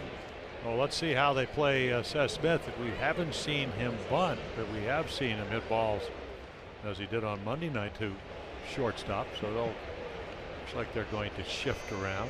Maybe Segura's going to maybe not shift around as much as the other shifts they put on at shortstop. Right-hander just called up yesterday in the bullpen. Sam Whether Caviglia or not they're going to need him here. Pitch inside. So Greg Gentry had a good day for the Orioles in this 9 spot. He tripled, RBI, scored, also picked up a single. Seth Smith comes on in his place as the pinch hitter to get the lefty-righty combination. Espinosa in at third on the grass. Pitch be taken. Lost for a moment. Runner stays. Well, you do have a guy that's known for his on-base percentage, and right here, you're looking to get on. I would think. In this day and age, you don't know, but you would think he'd be taking a pitcher. You got the top of the lineup coming up. Of course, you're not going to pinch hit for Beckham or Machado, Scope, Mancini, or even Trumbo. So the count's at 2-0. You do have Adam Jones on your bench. Pitch on the way to him and not close, and Diaz is all over the place against the Oriole hitters. 3-0. Well, this is what he did against the Angels. So the Orioles trying to get the potential tying run to the plate here in the top of the 9th inning. Bullpen has been successful, 3 of them, shutting down the Orioles after the starter went only 4 1/3. At least should be taking 2 pitches. He does, and he's on. The Orioles get 2 walks to start the inning. 22 blown saves by the M's leads the league in that department. Well, Mel Stottlemyre Jr. and you could talk all you want, but a lot of times, and I've been there when I was young, it can be grip pressure, it can be a little bit of the yips where you start aiming the ball. Now you're all of a sudden you're 1 swing away from tying the game up. And Beckham is going to be coming to the plate, who has roughed up the M's pitchers, delivering home runs, 2 of them. Well, first pitch of the game against Giovanni Gallardo Monday night, the Orioles are 1-0 lead, and then today the lefty Marco Gonzalez comes out first. That's not the first pitch, but it's the first at bat, and he hits a rocket to deep right center. So Beckham stands in now with nobody out. Infield a double play depth. Homer and a single, 2 RBIs. Beckham will take it outside, and Diaz. Yeah, and he's got to face this hitter now, but he came out. Yeah. And they play him way over in right center field. If he hits a ball up the gap in left center field, if he shoots one up here, you're talking triple. As good as Dyson is, he will not, if he hooks it at all. And what does he say? Any ball to the wall is a triple. Yes, will get a strike on the inside corner. Beckham taking in a Bronx cheer from the big crowd. Not exactly encouragement. No. One ball, 1 strikeout. They're just happy he finally threw a strike. He's wanting the ground ball. Beckham wanting anything to fall in here. Maybe get a run home. 1-1 delivery. Nasty slider. 87, yeah. 1-2. Yeah, 96 to 87 with nice little break.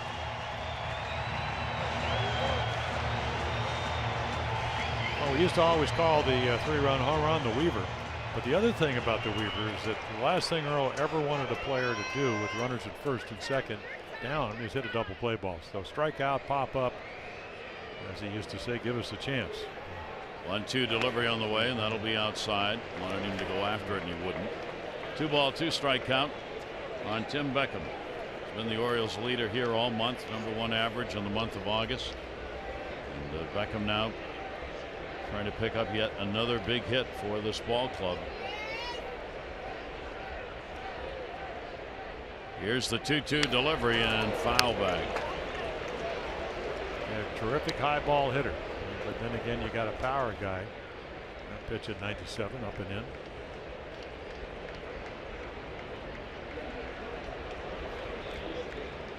Joseph off second base, Smith off first. 2 walks to start the 9th. Beckham ready on a 2-2, and that's going to be outside 3-2. Yeah, the last 2 sliders after he threw the first slider for a strike haven't been close. Oh, he's got to come after him here. 3-2, 2 on. But I'm not sure if he knows. You know, you throw what you think you're going to throw for a strike. I'm not sure he knows what that is. 3-2 delivery, and not even close.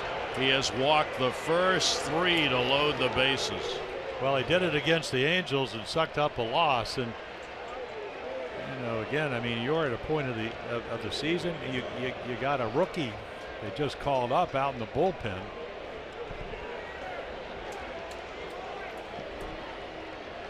Could not have worked yourself into a worse jam. And Manny Machado has already had a grand slam here on this trip. Yeah, 2 grand slams this year, one against the Angels and then one the other night against Giovanni Gallardo. The Diaz with the bases loaded and nobody out. Delivery on the way to Manny, and that's inside for a ball. And again, to get to this point in the game, Scott's service, like he did yesterday, he's used, I mean, 3 of his mainstays, right-handers, all the guys with experience. You know, Zick, he used Vincent, and he used Pagan again. Wow. Count goes to 2-0. Well, we talk about it all the time. It's a 27-out game, and you know the Orioles are getting some gifts here, and Segura's going to come out and talk to him. And it's not like you want. I mean, I know what I've been here before. You got to throw it for the middle and hope it doesn't get there to one of the more dangerous hitters in the American League. Manny's had a base hit, 1 for 4. 2-0 count on him. And he got one to drive in the air, left center. Nobody's going to get there. Diving catch made. Martin. Runner will tag and score. The center fielder Dyson was playing it like it was going to fall in, but Martin, who was playing over near the line, makes a spectacular catch. Well, he's a center fielder. That's what he did with the Rangers, and out of nowhere, this is a guy that almost caught a ball in foul territory. So again, you want to talk about saving your rear end. Here's a play right here because Dyson's not going to catch it. It's almost like he deferred to him, but what a grab. Look at the cesta-like sized glove, and he snares it. Wow. The runners remain at first and second now. RBI Manny Machado makes it a 7-5 ball game. Jonathan Scope after the breaking ball. So Manny gets the sac fly. The other runners do not move up. Now there's one away. Infield. Again, of course, a double play depth. Jonathan is hitting more double plays than anyone else in the American League. Goes behind on the count here, 0-2. Yeah, that one in 88. I mean, it was a little bit flat, but it fooled him. Diaz trying to get away with 3 walks to start the 9th. 0-2 outside, bounces, but stays in front. Runners stay. Almost wild pitch is the tie and run to second. Well, Buck Showalter was talking about the game today, and he said, you know, they do have the best defensive outfield from a sabermetric zone rating standpoint of any team in the American League, and I think we've seen a little bit of that, even though the Orioles, Mancini's put on a show today. Again, they will shade the right-handed hitter to right, leaving that big gap in left center. 1-2 delivery on the way. A shattered bat. A foul ball. Barrel went further than the ball did. Yeah, Jonathan swinging at a ball about 6 inches off the plate inside with 2 strikes. To get some new firewood. So the count will remain at 1-2. A struggle here in the final game of this road trip for the Orioles, trying desperately to at least get this thing tied up and continue it here in the 9th inning with a run in, 2 on, 1 out.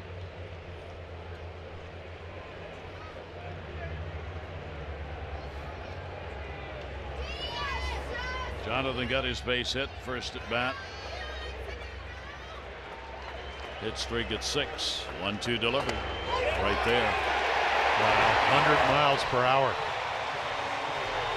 I think he thinks it's inside, but somehow Diaz has summoned some inner courage to be able to find his windup. And here's 100. Take a look. Too close to take. 2 down.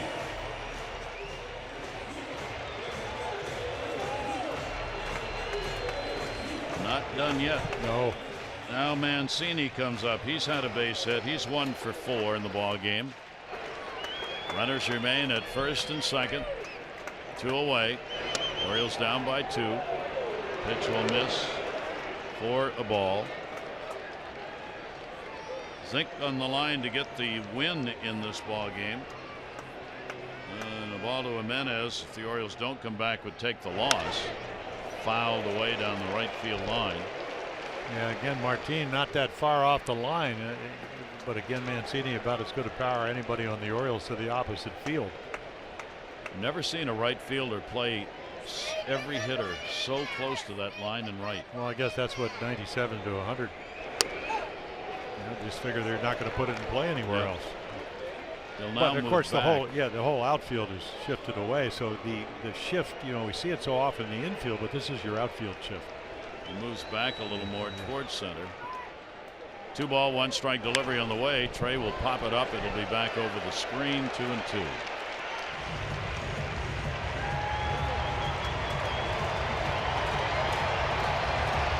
Take a look again. I mean, an equal opportunity home run hitter.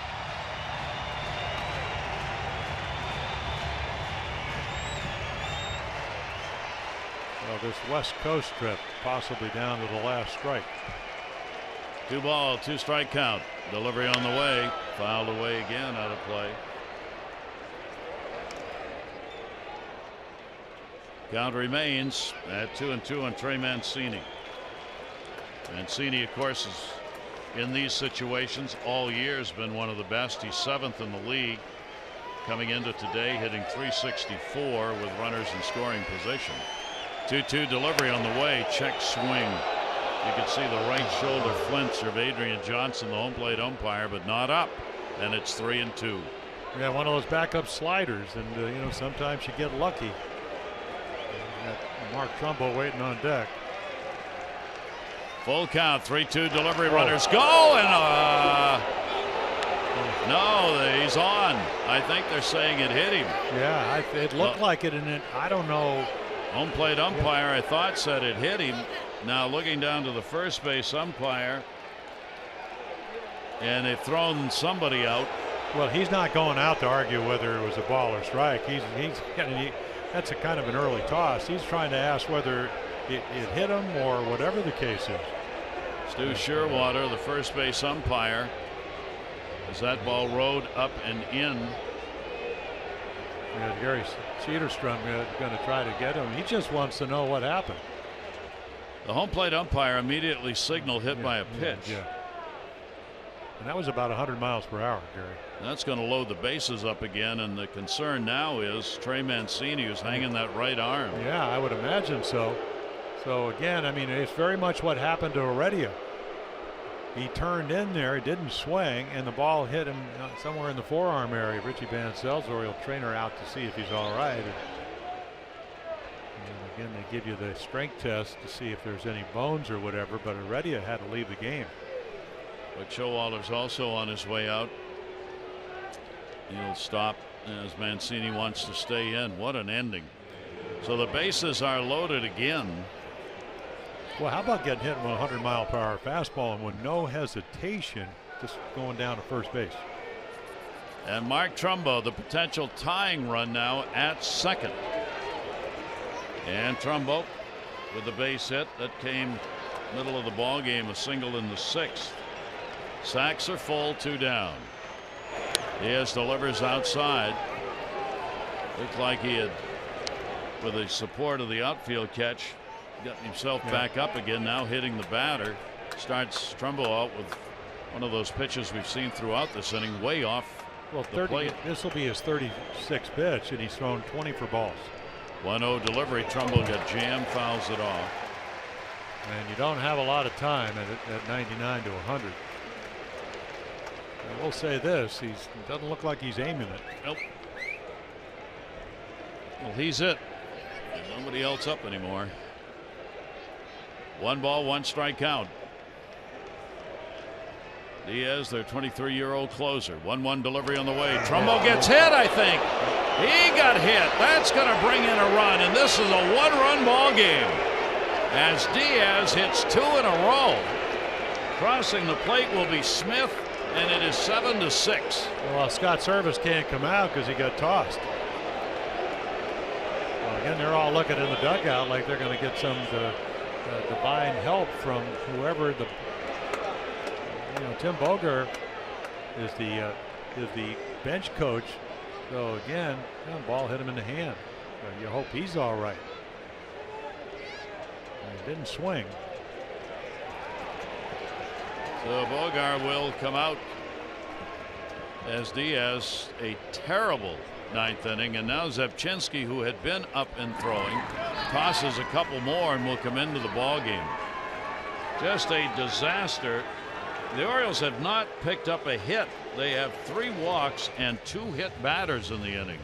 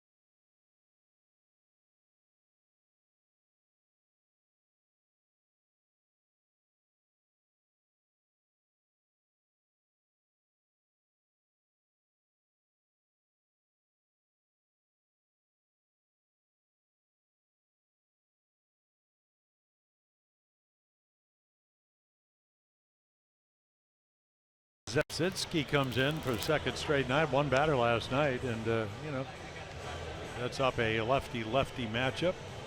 Chris Davis, 3 for 10 lifetime. And again, the number's pretty good against left-handers at 214. Did give up a home run to Michael Conforto for a Blaine save. One of the great young hitters in the National League. Left-handed hitter for the Mets. One of the strangest ninth innings that you'll ever see. The Orioles have already scored 2 runs without a hit.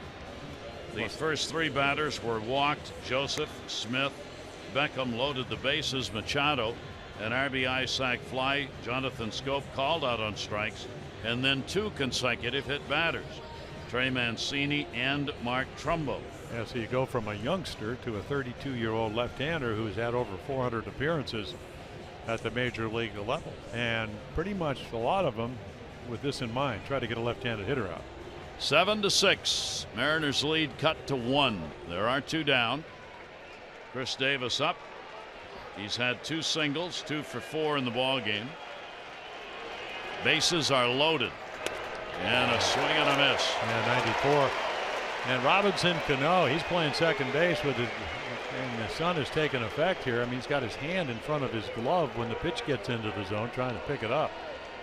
So Beckham is coming way off third base because they've shifted around here. So Beckham, anything gets away from the catcher, he's coming. 0-1 delivery on the way. Yeah, so Powder River, 94, back to back. Well, the anti-Diaz, the opposite of the young hard thrower, even though Zepsinski still has pretty good stuff. Average fastball kind of in the 92, but 94 this afternoon. Zepsinski's 0-2 delivery, and that's the ball game. He struck him out looking. His first save. Zepsinski gets the strikeout with the bases loaded. It is just his second major league save and the first since 2014. Zink gets the win. He goes 6-3. Jimenez the loser, 5-8.